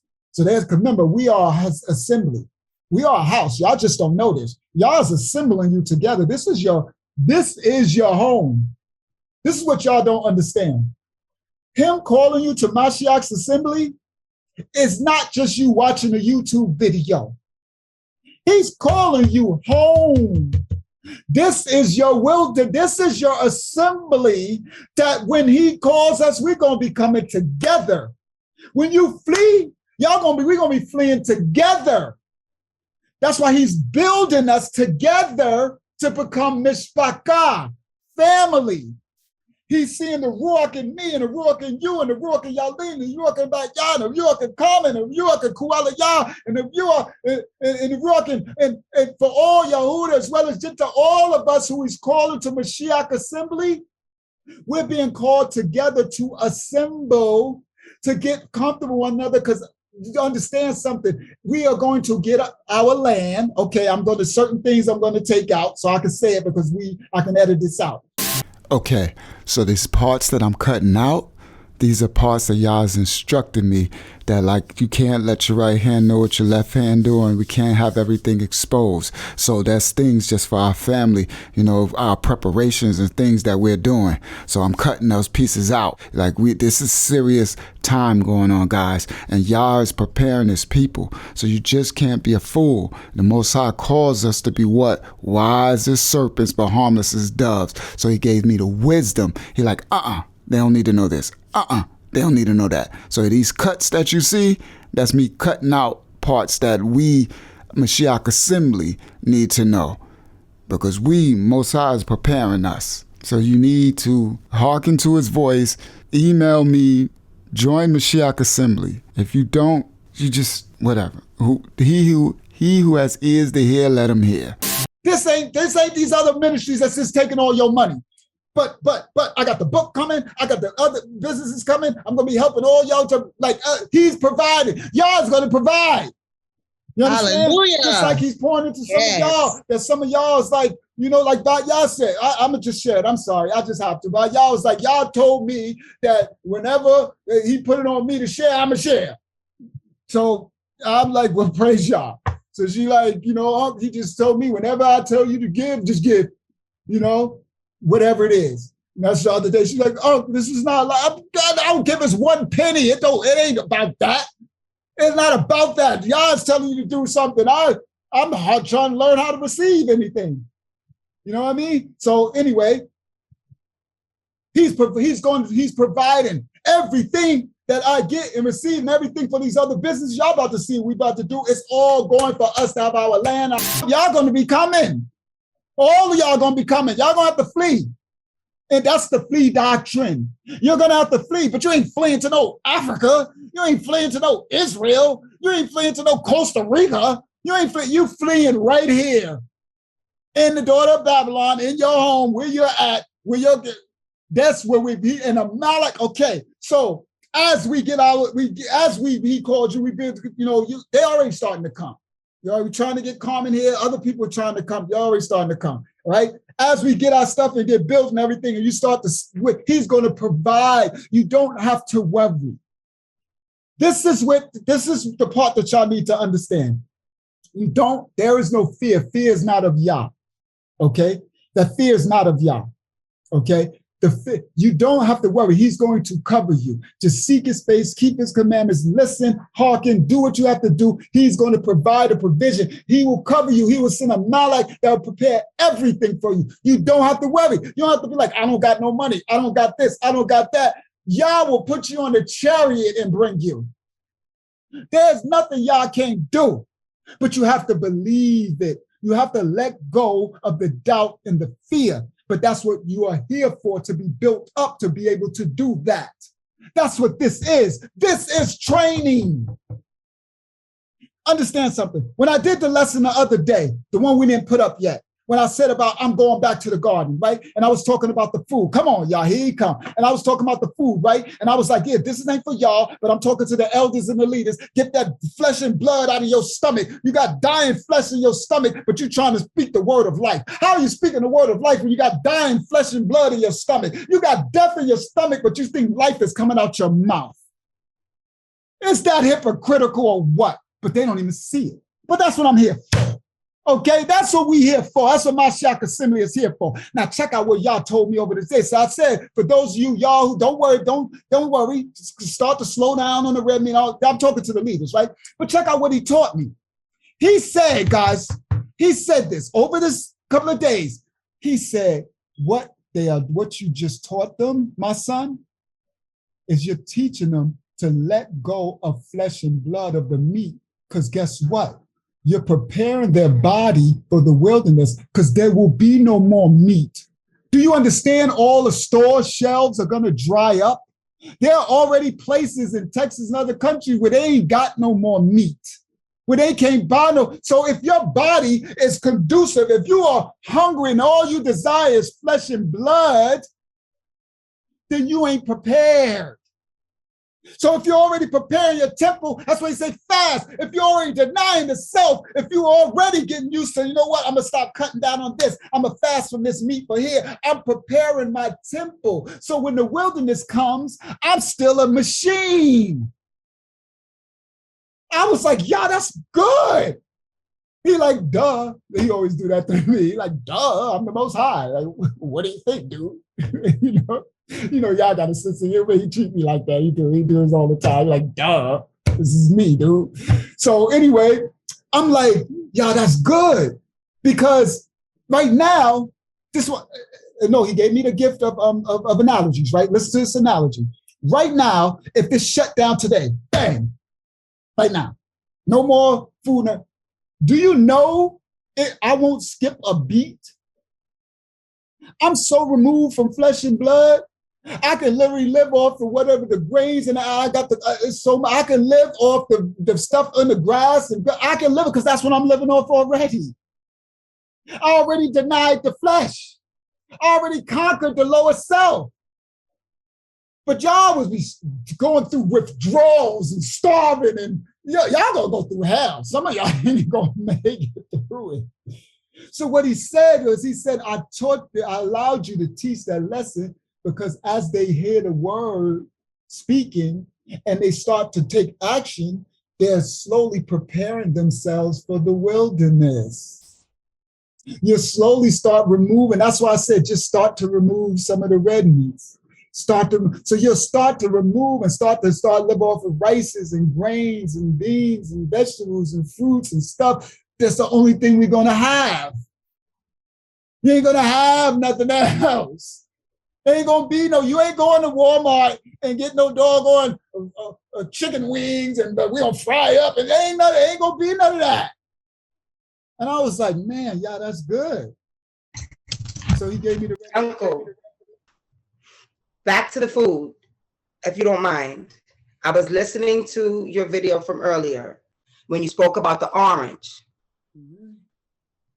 Some of us, so you know, my family, we've completely went vegetarian, not vegan yet because milk and cheese, not ready yet. Getting there, hallelujah. eggs gone, all types of meat and everything like that is gone. So, but we're feeling like, okay, we're doing our thing, eating these fruits and these veggies. Can you please tell us what's going on now with even the fruits and the vegetables? Very good question. Thank you. Very good question. Okay. So that's the Father's grace and mercy. Yes, they're taking the seeds out. Yes, they're cross-splicing our fruits and vegetables. Yes, right. Right now, I have a seedless watermelon in my refrigerator. I try to get the seeded one when I can. But if not, I gotta do the best I can. Yes, it's poison. Yes, I taste a toxin when I eat it. I can taste it because my temple is so pure that any toxins, I can taste it. So when I eat the seedless one, I can taste the poison. I can taste it, right? And I'm like, oh, that's where grace and mercy comes in. You gotta understand, we are in the days of Noah, right?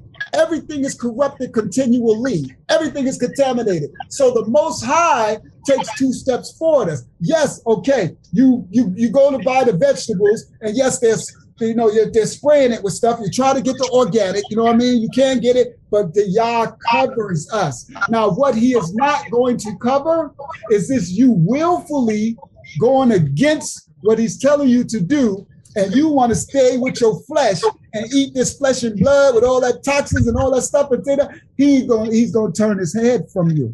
So yes, you're covered. You don't have to worry. Yes, if you don't got no choice but to get a seedless orange, and that's all you got, then eat that seedless orange and drink and bless it, and it's covered. We are covered because we can't run. That's the whole point. Thank you, y'all. Thank you, y'all. He said that's the whole point of the Flea Doctrine. Why you think you can't run? There's nowhere you can run to. They want to run to all these other countries and run. You can't run from this. There's nowhere you can hide, just like they can't hide. The serpent seed can't hide. They're trying to run to the mountains, right? He said, I'm going to crush the mountains, right? They're trying to go on the ground, right? He said, I'm going to close the ground over them, right? He said, they're trying to go to the Mars. They're trying to go anywhere. You can't run. Nobody can run from the judgment. That's right. Camera be careful. Listen, yes, so eat whatever vegetables you can eat. Only thing I'm telling y'all, for all y'all that's newly, just start to come off the red meat. I'll say that. Let go of red meat. Let go of that red flesh and blood. If you're still on the turkey and chicken, just continue to whatever, but slowly start to fast from it. Certain day, like get your body used to not having it. Get your body used to being able to eat vegetables and beans or stuff that we only gonna have to eat in the wilderness. That's what he's preparing you for, the wilderness. That's what when he showed me that the other day, I said, man, that's good. That's what he's doing. So that's Can I add to that? Yes. Absolutely. For somebody who's starting to try to change their diet, I'm on that path too. I'm not quite vegetarian. I still eat some chicken, some fish, but it was earlier this year, and I realized because growing up, we prayed over every meal. I prayed over snacks. I prayed over, chicken nuggets from Wendy's. It was just a kind of a ritual. I wasn't thinking about what I was doing, but one day I was sitting at breakfast, I think, and I had a plate full of food, and I went to go and bless it, and I thought to myself, finally, for the first time, I was like, can you really bless this? Do you really think that Yah wants to hear your blessing over these pancakes and these eggs and these hash browns? It's not feeding your temple. So I got to a point where now, and I'm not going to sit here and say I eat good all the time because I just ate a bowl of mac and cheese because that's what I was craving, but I'm not going to bless that because to me, that's a slap in the face to Yah. Because it's like, what are you doing? So the thought process now is, if I can't bless it, do I really want to eat it? So if it's not grains, if it's not vegetables, if it's not fruit, if it's not a healthier animal, if it's not a chicken or a salmon, do you even fix your lips to bless this? And the answer is no. And so therefore, should you even put it in your temple? Absolutely not.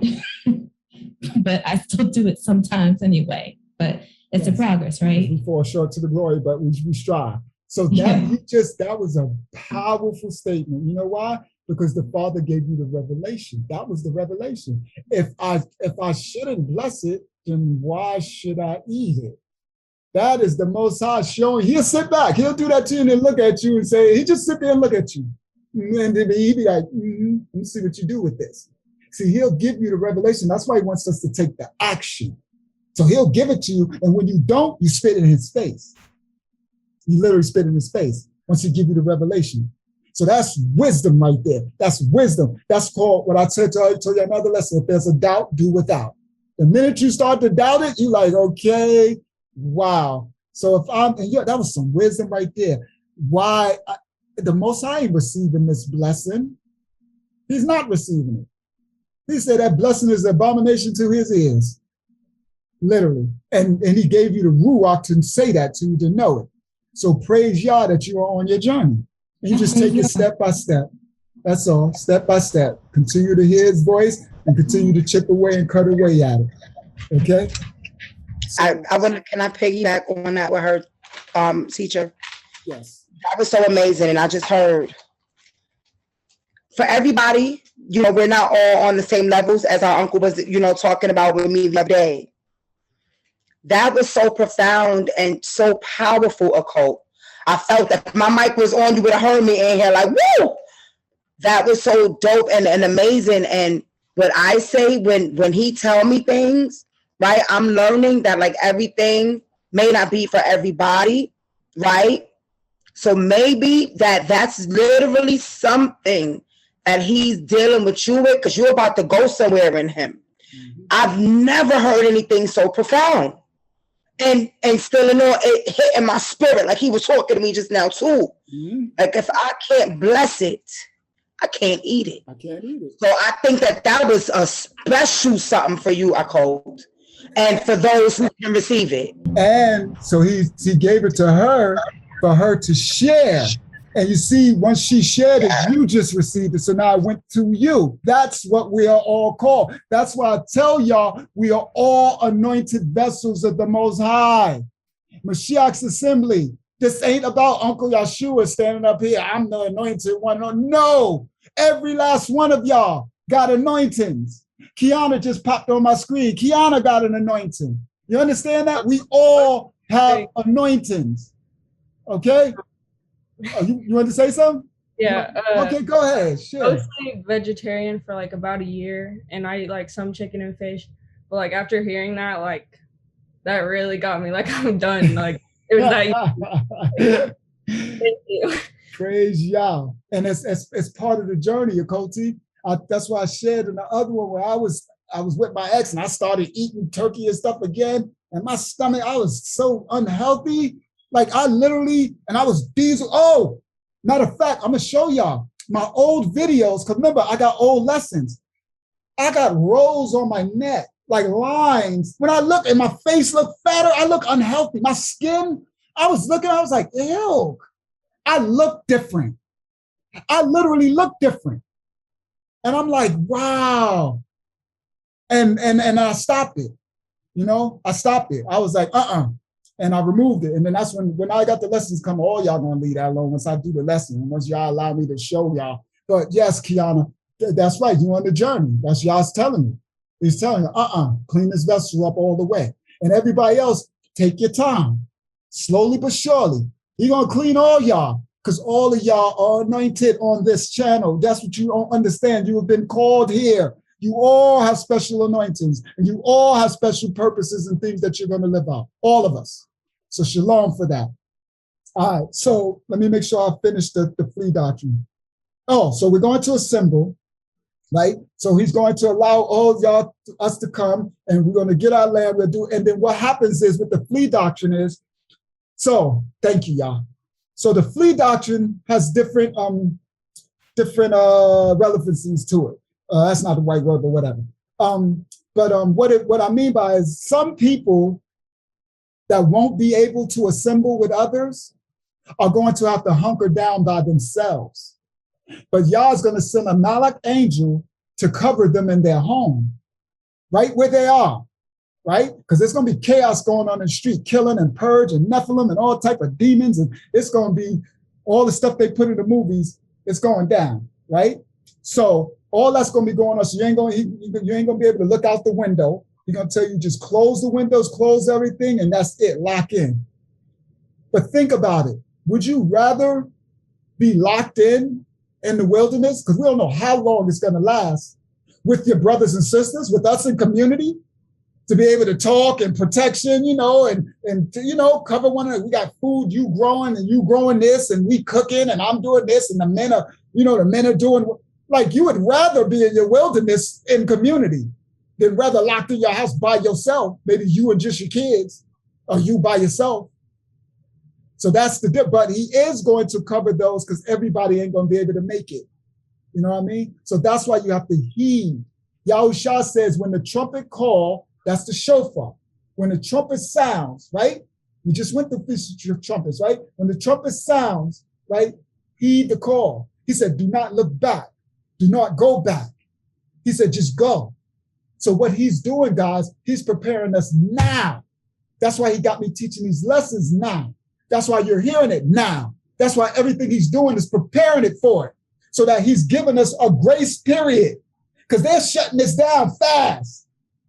So he's bringing us together, so that when it get to the point where he's going to say, all right, come, y'all going to have to just come. Because if you don't make, God says something, they're going to close the borders. They're already talking about you won't even be able to travel from state to state. I ain't talking about international borders. International is a wrap. That's why you don't want to get stuck in some other country when it's go down. Do not follow that Flea Doctrine. Listen to these foolish people tell you to go to some other country that's worse off than us, okay? So they're going to be closing interstate travel, state to state. It'll be a time, if you wait too long, you're going to be stuck. And then you're going to be one of those, if you sold out to y'all in your home alone, you're going to be like, man, y'all should have listened. I should have went when they said it. Yeshua said it. Everybody said it. And I just hesitated. I procrastinated, and I didn't go, right? Mm-hmm. So you need to listen when he says it. And it's going to be clear. That's the thing. Y'all doesn't do anything where you can be like, well, it wasn't clear. Oh, it's going to be clear. Because you hear how he speaks to me, right? I'm going to yell it. It'll be a time where I say, come now. You'll know it. You'll feel it. You'll know it and feel it. It'll be 11:59 and 59 seconds. Right. Hey, to know that ruach. Amen. I wanted to just say something too real quick, because this is going out there heavy. All of this returning to the motherland stuff. Okay, so guys, I was on a social media site not too long ago, and there's actually a political figure. She's a female in Africa, and she is encouraging us in America that are, of the house of Judah, to put our money together with them in Africa and rebuild our communities. And it just sounded so ridiculous to me, only because we are in the land of our captivities right now until, we turn from our wicked ways, those of us that are called by his name, right? And he said, then he'll hear from heaven. So us sending money to Africa and still keeping up the same ways and still being the same, and we're still being chastised. So for me, that was utterly ridiculous. Okay, family. So we have a leader. Hallelujah. Okay, and Yahuwah will speak to him concerning, and look at how we move with Yahuwah too. He speaks to us too. Okay, so please, guys, don't go putting your money together with no other foreign countries. No, and I'm gonna tell you this much: if it was all that good for us there, they never would have gave us up. Exactly. But that's the key, guys. It's right here. We're called to assemble, and it ain't. Do not listen. Well, first of all, those of you who are called here, you're special. So I'm responsible. Like, I'm not playing. I don't want to see one of the sheep go astray. Okay, I've already seen some leave, and it broke my heart. And you know what y'all told me? It really broke my heart. And he said, "You have to toughen up, my son. I know you can save them all. But remember, you said it at the beginning. They're going to be burning away, and the tree is going to shake, and some of them are going to fall away." But it broke my heart. Like, some went away. Y'all don't know. And I'm like, it broke my heart. Hold on, y'all. It broke my heart. And I'm like, and he told me, like, you're going to have to toughen up, because you can't, they're not all going to stay, because they're some of you will be trying to, and that's what it is. You're trying to seek Yah, right? But he's right here. So the crazy oxymoron of it is, it's like you're going to seek Yah, but you're leaving him because he's right here. But I don't know what you're watching or what you're feeling and and my thing is, I'm like, I'm trying to, but I can't. He's like, it's nothing you can do. It's because it's not me doing it. It's not me bringing you. It's not me keeping you. It's none of it is me. I'm just a vessel. Mm-hmm. So it hurts me when I see if someone's is leaving, because I know what y'all don't know. I see what y'all don't see. When y'all see my other testimonies, y'all gonna understand really who I am and what I know and see. I see it, and I know what's coming. So when I see this person leaving, I'm like, my goodness, they don't know they are actually walking away from salvation and they don't know it. I'm just hoping that somewhere they can turn around. Somewhere in their steps, because they're taking steps away. Right now, from MASHIACH assembly, I'm just hoping at some point they get like, oh, about face. Like, but it hurts the heart, man. But he told me, toughen up. Everybody ain't staying. Everybody ain't staying. So you might get used to it. Go ahead, Daya. This is scripture, and I don't know exactly where it is, but I'm sure you do, that it said, if they were of us, they would still be among us. So, praise Yah that he told you to kind of toughen up, because sometimes that's a favor for us when they go on ahead. Yes, because they were of us, they would still be among us. That's why he said to you, he said, I told you when you started this ministry, the first thing I told y'all was, don't worry about who come. If the Yahs ain't send them, they're going to be burnt away. They're going to, this flame they're going to be shaken. It's like I say, I make an analogy as a tree, and he's going to shake the tree and all the dead leaves going to fall off. He said it. So that's why he said when it happened, he like, you got to toughen up, because remember, you already know, but it don't make it easier for me, because I have a pure heart. It's just who I am. My heart, I love people for real. Like, I want everybody to I want everybody to have salvation. I want us all to be in the kingdom, turning up, enjoying, barbecuing with Yah, but when I barbecue, no meat, no flesh, but I don't know, barbecuing corn or something, eating, but, it won't be, but just with Yah, praising Yah, all of us. That's what I want. But that ain't reality. Okay, so with that, I think I'm finished with the flee. We're not fleeing anywhere. You're going to be called. You're going to have to flee certain places. I'll be doing other lessons to let you know certain zones that are safe zones, right? There are safe zones that are in the daughter of Babylon, right? But y'all, all of y'all who are part of MASHIACH Assembly, y'all covered.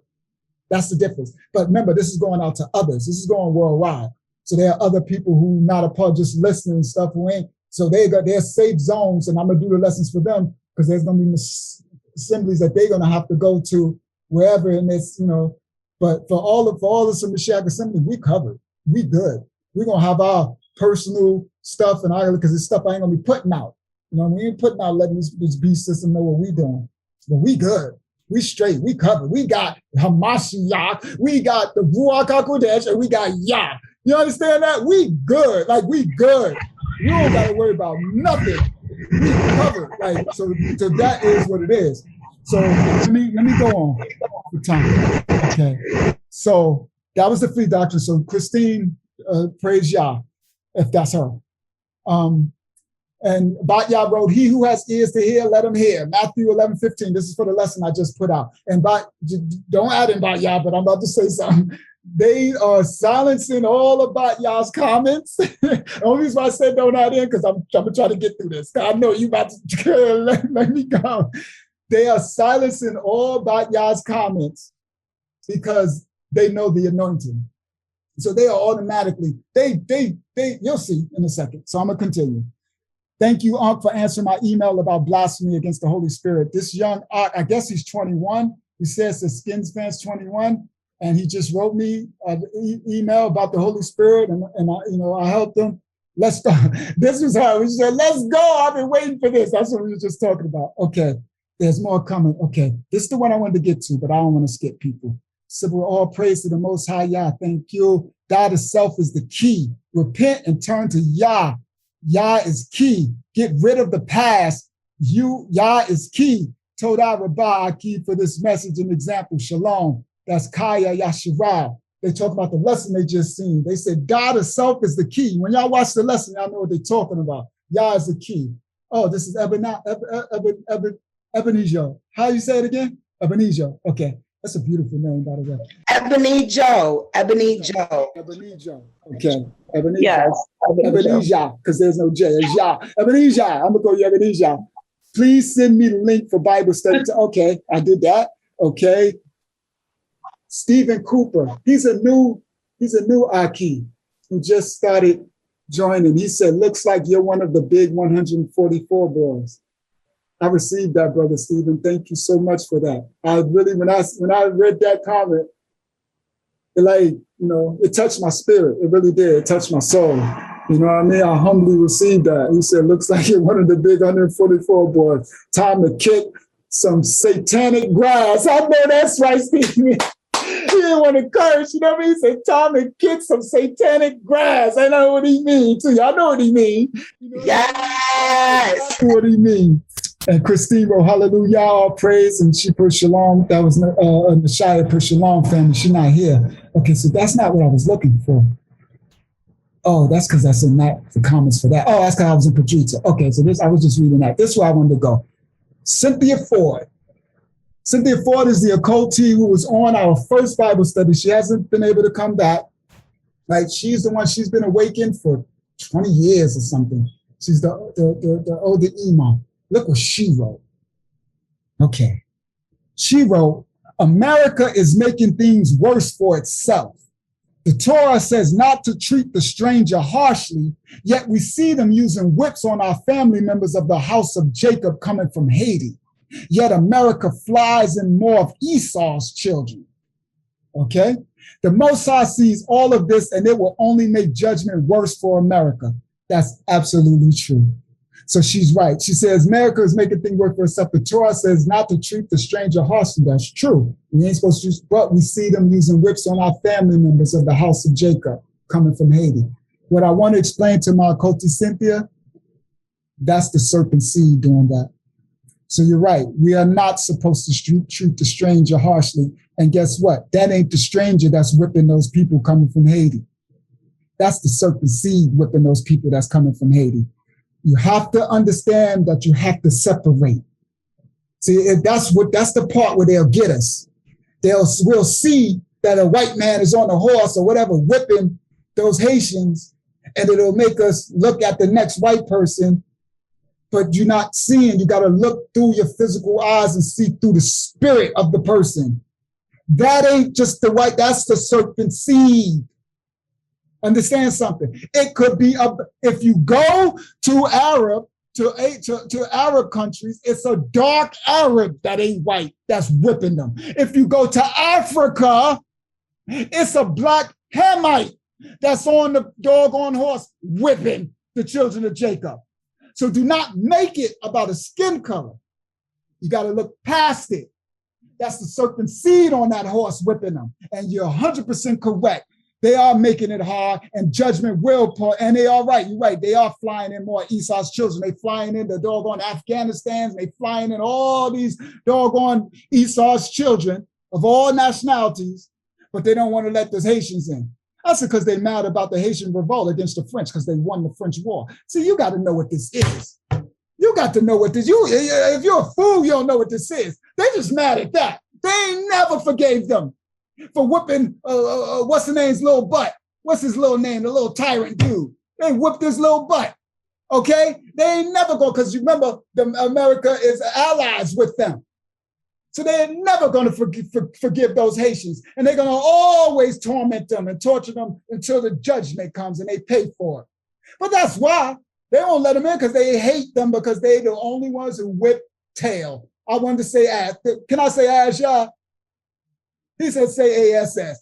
They whooped ASS. Okay? That's what they mad at.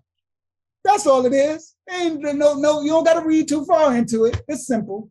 They ain't never going to let them in because they don't like it. They whooped butt. That's it. So, okay. So let me continue what she said. That the Most High sees all of this and it will only make judgment worse for America. That is so true. I was only 8 minutes into the video and I had to write this comment because you mentioned how we can't awaken anyone. We can only ask the Most High to be merciful to our people. Amen. Saints, she's talking to y'all. Saints, the pressure is coming. Increased violence against y'all's children is going to worsen. We have to get up under the wings of our Father and trust in his word and stay true to the end. Yah has an appointed time for everything to happen. No one can do anything that is not according to his preordained timeline. Uncle, you were released when it was appointed. Praise Yah. She said, Uncle, you were released when it was appointed. Abraham was separated from his family when Nimrod wanted to kill him in the book of Joshua 8:35, 9-6. Isaac was sent away from his family to the house of Shem to learn the ways of Yah. Oh, my goodness, the Ruach. Oh, praise Yah. The Ruach just flooded me. Y'all don't understand. Isaac was sent away from his family. He went to sit under our grandfather Shem, who we descended for, to learn the ways of Yah. This is so true what she's saying, because she watched the video. She's seen how the Most High separated me from my family. It took me away from everything and what he did to me. So she's speaking prophecy. She's speaking prophecy. She said, Yah has appointed a time for everything to happen. No one can do anything. Uncle, you were released when it was appointed. Abraham was separated from his family when Nimrod wanted to kill him. Isaac was sent away from his family to the house of Shem to learn the ways of Yah. Jacob was separated from his family and sent to the house of Shem to learn the ways of Yah. Moses was up on the mountain 40 days to learn the ways of Yah. I learned a long time ago that when our Father separates us from others, it's to teach us something. So saints, don't be discouraged when family and friends walk away. Ooh, that's what I was just saying. So saints, don't be discouraged when family and friends walk away. Saints, just get as deep into Yah's word as you can, because the division between the lambs and the goats is about to come. It's about to go down. And we know Esau has hated Jacob with a perpetual hatred. And the evil one knows his time is short. Praise Yah. That is wisdom from an imam. She's an elder. Ima is an elder woman in Torah, an elder woman in Hebrew. She has wisdom. So she is speaking to y'all with wisdom, okay? So she is speaking. Thank you, Ronice. So she's speaking with wisdom. So when I seen that, I was like, and I was already gonna do these comments. And when I seen that comment, I was like, woo, Sister Cynthia went in. She went in. So receive that, y'all. Receive that. I could add to that. Yes. I feel that on another level, because where he definitely removed family and friends, he also physically moved me to another place. He just put it in my mind to move to North Carolina. I don't know anybody here. I have no good reason to be here. And when people hear that I moved and I don't know anybody here, they say, oh, you're brave. And I have no words for them. When they say, well, what made you move here? I can't give them a good reason why I decided to move here in particular. I just know he told me to leave where I was with my family, with my parents who were good to me and allowed me to stay there as long as I needed. He told me to move and told me to come here. And I don't know why. And that's where I'm at right now. I don't know why he told me to come down here, but I'm just sitting back and I'm waiting. Amen. See, that's the call. You heeded the call. That's the whole point of what he's trying to get y'all to understand, Yashua. You heed the call, okay? When I say Yashua, I'm talking to all of y'all. We're all Yashua, okay?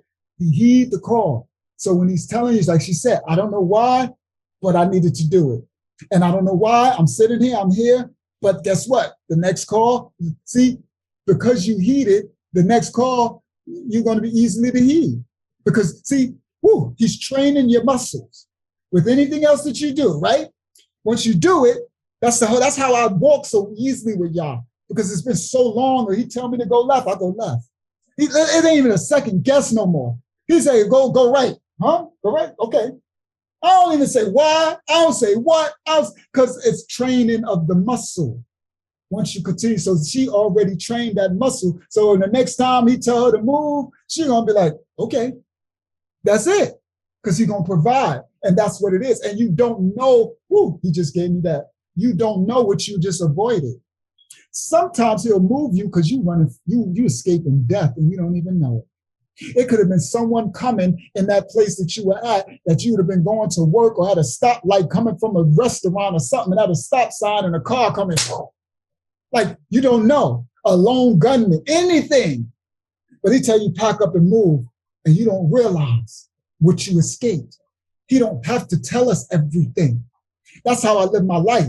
That's why I'm like, okay, I already know. When I'm out there, that's why people be praying, because I'm everywhere when I'm driving. They be like, I'm covered. Don't worry, y'all can still pray. I receive all your prayers, but I'm covered. He got me. Because if he tell me, sometimes I'll be like, don't go here. I'll miss this money. And I'll be like, first thing I'll be like, oh crap, I could have got that. And then immediately I'm like, oh, that wasn't meant for me to get it. That means, I might have missed a good $80 for a 40-minute, in a 40-minute span. That's a nice chunk for 40 minutes, right? But guess what? That could have been a tractor-trailer accident. And, I could just miss the room. You know what I mean? Like, you got to understand, let him direct your steps, okay? So I'm going to do this for time. I'm going to go to this other comment, right? Because I'll do another lesson where I'll be showing all the stuff that they're erasing. I'm going to go to, there she go. There she go. Okay. So in the video, when I was saying about that fool was sent to kill me, and I passed that test, our Coty Robin, if she's still here, she was here, she wrote, praise Yah. That has always been a trap for his men. Talking about our pride and our aggressive, because we're lions and we're strong and we're called to die to it and we got to conquer it and keep the lion in the cage. You understand? Keep him in the cage when you say he's there to protect and to provide and he's there to nurture, but he has to be tamed. You have to tame the beast. You understand? That's why if you own a lion, he roars, right? So look at the analogy. You own a lion, he's big and he roars, and his roar scared a mess out of people. His roar just going roar, just the echo, just the vibration of it will scare the mess out of somebody come to your front door and they hear that, right? But you don't know, he's just yawning. He ain't trying to attack. He's just yawning. That's how much power he has. Just his yawn will send people fleeing in fear.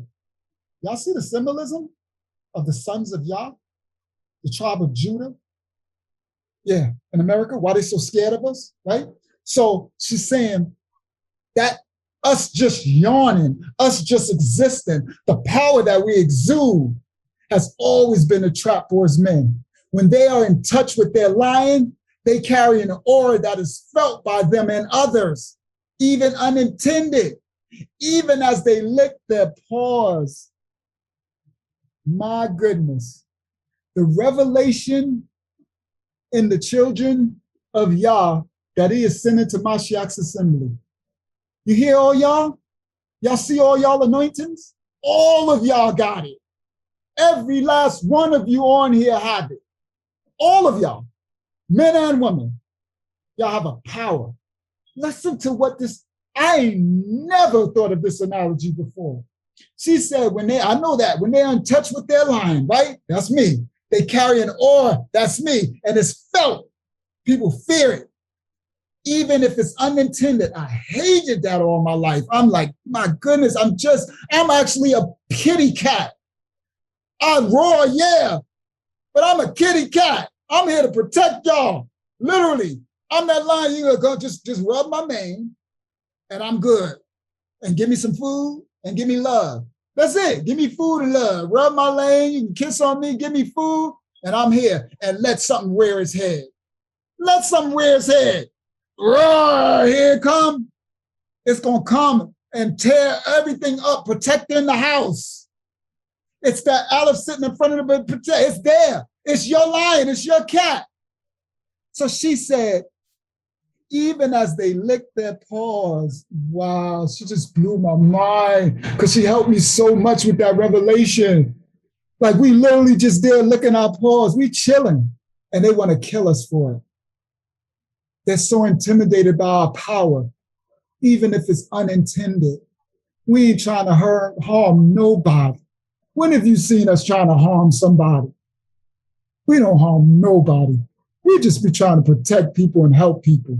And they just slay us down. They just so scared. They come up and their hands shaking on the gun. When the cop come up to the window, hands shaking. That's why I have to teach the sons of Yah, teach them you got to understand, you have to disarm them. You have to make them feel like you're no threat. I learned that. That's how I survived. When y'all see my other testimonies, when y'all see all my business, man, I'm in New York, it's the races, man, they coming up and I'm in a $80,000 car looking like I'm 18 with a bunch of dudes. I'm telling everybody, be quiet. They coming with guns drawn, cock, bullet in the chamber, finger on the trigger. And these are hair triggers. If they shake too much, they're going to shoot me. This is my life. Y'all going to see on these testimonies. So I would have to disarm them with my temperament. I'd be like, yes, sir. Yes, sir. I'm so sorry. I truly apologize. I literally disarmed it till you could just see it just dissipate. To the point where they don't even give me a ticket when I leave. They literally, I used to leave those scenes and they'd be like, man, you have a great day and you have a this. And I pull off in my big Benz or whatever I'm in and all my goons, I'll be like, oh, y'all shut up. And I tell them beforehand, if anybody repeat what y'all hear me say, I'll smack the mess out of y'all. This is before I was awakened, guys. This is who I was. When you watch the testimonies, you'll know who I was in the streets. I was a real raw man, okay? And I'll tell them because they're about to see me like they're gonna see me tuck my tail in between. But it's called a wise man could play the part of a fool, but a fool cannot play the part of a wise man. I'm showing and proving my power over this entity by cowering, lowering myself to make him think he is greater, to get myself out of this situation. That is called wisdom. That is a master. So I had to tell them fools in my car, if anybody say anything about what you're going to see, I'm going to embarrass you by smacking the mess out. That's just the way I was. I'm like, I'm going to even go repeat this. I don't want to hear nobody talk about me. He was talking because I was always a thing about how I'm looked at. I always had a thing of I was always a man, I carried about my image. Like I carried myself with respect and I kept that image pure, like no disrespect. I don't disrespect you. I was just like that. So anyway, that's what I used to do in the car. I'd be like, shut up. Don't nobody say a word because I got these little fools in the car who will be like, man, we ain't did nothing. You see, that's all it takes. It takes one piece of energy to have him now upset. Now I can't talk him down off the ledge. Now he ready to shoot. He's nervous already. You see the difference? So what she's saying is, even as we licking our paws, that was so powerful. Like I'm doing nothing. I imagine it is a fantasy of many to slay the strong man. Man, Robin, your words, Akoti. You see how Yah speaks to y'all? That's so true. She imagined that is such a fantasy of them. And I imagine the strong man knows just we do. Yes, we do.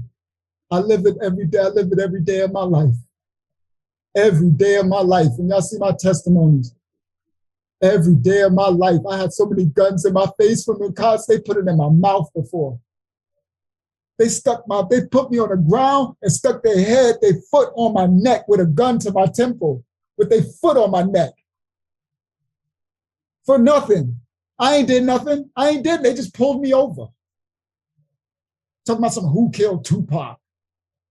The hell you mean who killed Tupac? I'm old, guys. I'm an elder. This is back when Tupac died. They pulling me over in my car talking about who killed Tupac. What the? I don't know who killed no damn Tupac. Like, what are you talking about? But I'm on the ground and my foot is on my neck and they're going to kill us. I tell people in my car, do not, nobody say nothing. But these, I couldn't talk them down. They came to slay. They immediately get out the car and, slam us all on the ground. I've been through so much. Y'all gonna see in these testimonies. So yes, you're right, Akoti. The strong man, we do know just that. What a task of Yah who teaches him, just continue to lick your paws. She took so much out of this testimony that I'll watch it again. She received so much out of that, so much wisdom. You are so right. That's what I was going through when I was going to open the door and get out and be like, what are you doing, dude? You hit my car. He told me that was the test. He didn't say nothing. He was silent. I needed to pass the test. I remembered. And I closed the door. That's what she said. And I imagine what a task of Yah who teaches him just continue. So when I closed the door back, I went back to licking my paw. And I looked over at him, and that's when he said, you're dead. He was sent to kill me. She has so much wisdom from that. The time has not come, yet you are still in the land. Whew. We are still pleading in their land for their sakes and as witnesses as we are prepared to be judges. Robin, like, yo, y'all anointing, guys. Remember, what y'all don't know, understand some guys, this woman is just awakening. She's brand new awakening. Y'all are just awakening. And y'all hear y'all anointing. Because it's already in y'all, it's in y'all DNA, it's who y'all are. This is who you were created to be before you were even in your mother's wombs. He know you, he know every head on your head. He knew who you are. This is who you were created to be. You are just stepping into who you are now. You're waking up into your identity to nurture these gifts you have. All of you, these words y'all speak. This woman just a man, the power in this. The time is not come, yet you are still in their land. We are still pleading in their land for their sakes. And as witnesses, as we are prepared to be. There's so much in that. We are still pleading in their land for their sakes. We're pleading for them even as they are killing us and slaying us. We're still hoping that they will repent and come from up under those that are not the serpent seed. Because those who are the serpent seed, they can't repent. They are not Yah's. There is no salvation for them. They are of Hasatan, they're going to do as well. But we got to remember, there's those that are tricked, that are not the serpent seed. That's who we are pleading for, and they're doing that well of Hasatan. So we're still pleading in their land for their sakes and as witnesses, as we are prepared to be judges, because that's who we are. We judge it all at the end, even the serpent seed. We judge the angels. We judge the fallen angels. We judge Hasatan. That's why he hates us so much. We judge him at the end. We judge them all, and they know it. The ones who are serving him and know it, that's why they hate us so much. We are still pleading for their land for their sakes and as witnesses, as we are prepared to be judges. We discipline and lay ourselves low so that he will lift us up to seat at his table. The analogy, she said, we discipline and lay ourselves low. That's a crouching lion. Before the lion attacks, they crouch. Remember, Judah, lion's whelp, female lionesses. The lionesses are the ones who go out to get the food. I don't know if y'all know the animal kingdom. They're the ones who go out and attack. The big male lion just comes when they can't, when they're overwhelmed. When it's when they can't beat, when they're a bunch of hyenas and they can't win, then the big lion steps in and be like, other than that, his big lazy butt just sit around, let them do all the killing and do it. Then he come eat his food and go back and lay down. He the king. You know what I mean? But so she acknowledges, as she said, they lower, because that's what they do. When they go into the prayer, they lower themselves. As they take steps, they go lower and lower and lower. This such analogy is so beautiful. We discipline. She called it discipline. This is so powerful. It takes discipline to lower yourself and wait. Because you know that Yah is going to lift you up. We know it takes discipline for me to lower myself, knowing that I am a king, knowing that I get to judge all of you. But in this moment, I have to lower myself. I have to lick my paws. I have to lower myself. Such a powerful letter. Discipline. He will lift us up to seat at his table. Praise Yah, praise Yah. His ways are unsearchable. Praise Yah, Coach Robin. I had to share that. Praise Yah. Unc. Go ahead. I decided to wear my necklace, and I'm gonna show you it. It's crazy that I wore this one. This is the Lion of the tribe of Yehuda, and it says it in the Paleo Hebrew. And I wore it, and not even knowing he was gonna get deep into the lion analogy. The lion today. And I think that's just so hard. That is dope. Tight. That is dope. Because now you just decide to wear it. You're like, I just put the lion on, and he's going in on the tribe. I praise Yah. Praise Yah. Praise Yah. That's called being ruachly aligned. We are spiritually aligned. Hallelujah. Hallelujah. Hallelujah. Amen. So let me look at the time, because I know we went long. So I'm not going, oh, okay, 10:40. So I'm not going to hold, I don't know if we're going to get through all of it. I'll probably just leave out cheat sheets. So we're going to get to what we're about to go into.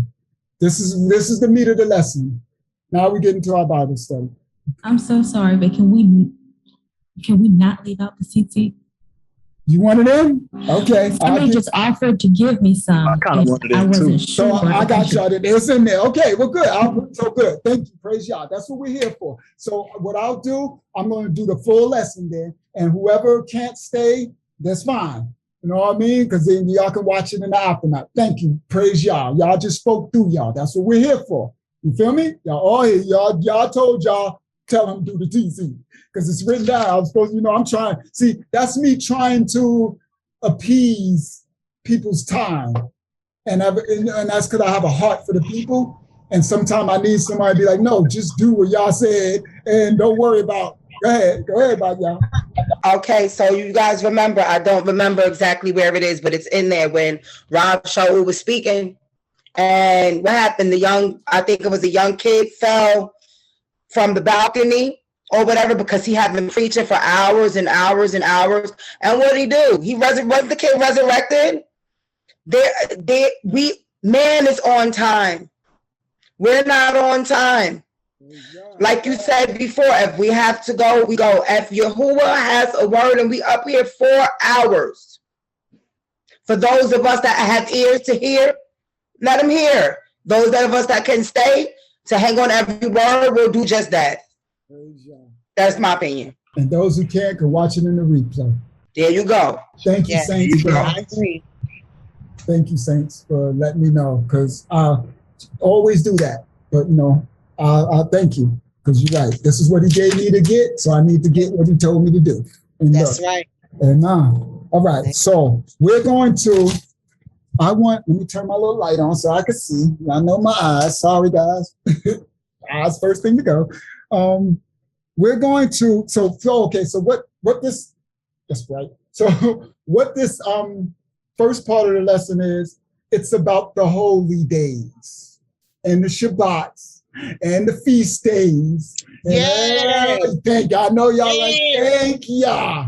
That's what the lesson is about. I know back now it's like, okay, yes, exactly. I know a lot of y'all. I know y'all like, thank you. Yes, I gotta address it. Y'all, we're going in. We're going in, okay? And then after that, we're gonna get to the Z seats. Okay? We're gonna clear up a lot of mess today. Okay? So let's go. So yes. We're going to Bible study every Tuesday, 8 p.m. We're having a Zoom Bible study. I'm gonna put email me for the link. Subscribe to my nephew, Thoughts Camera Action. I'm a lion of the tribe of Judah.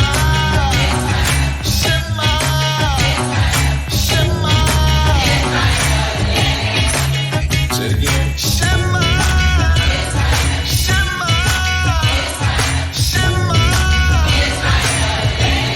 Precious, chosen people of the Most High.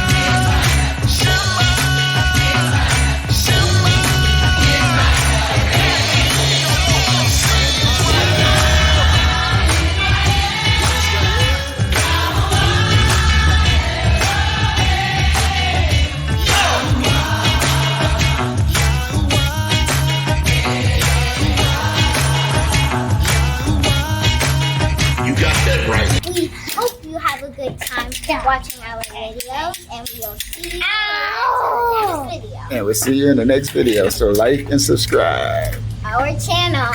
Yeah. We are the true Hebrews, the true and real Israelites. We are the true ones that fulfill Bible prophecy and scripture.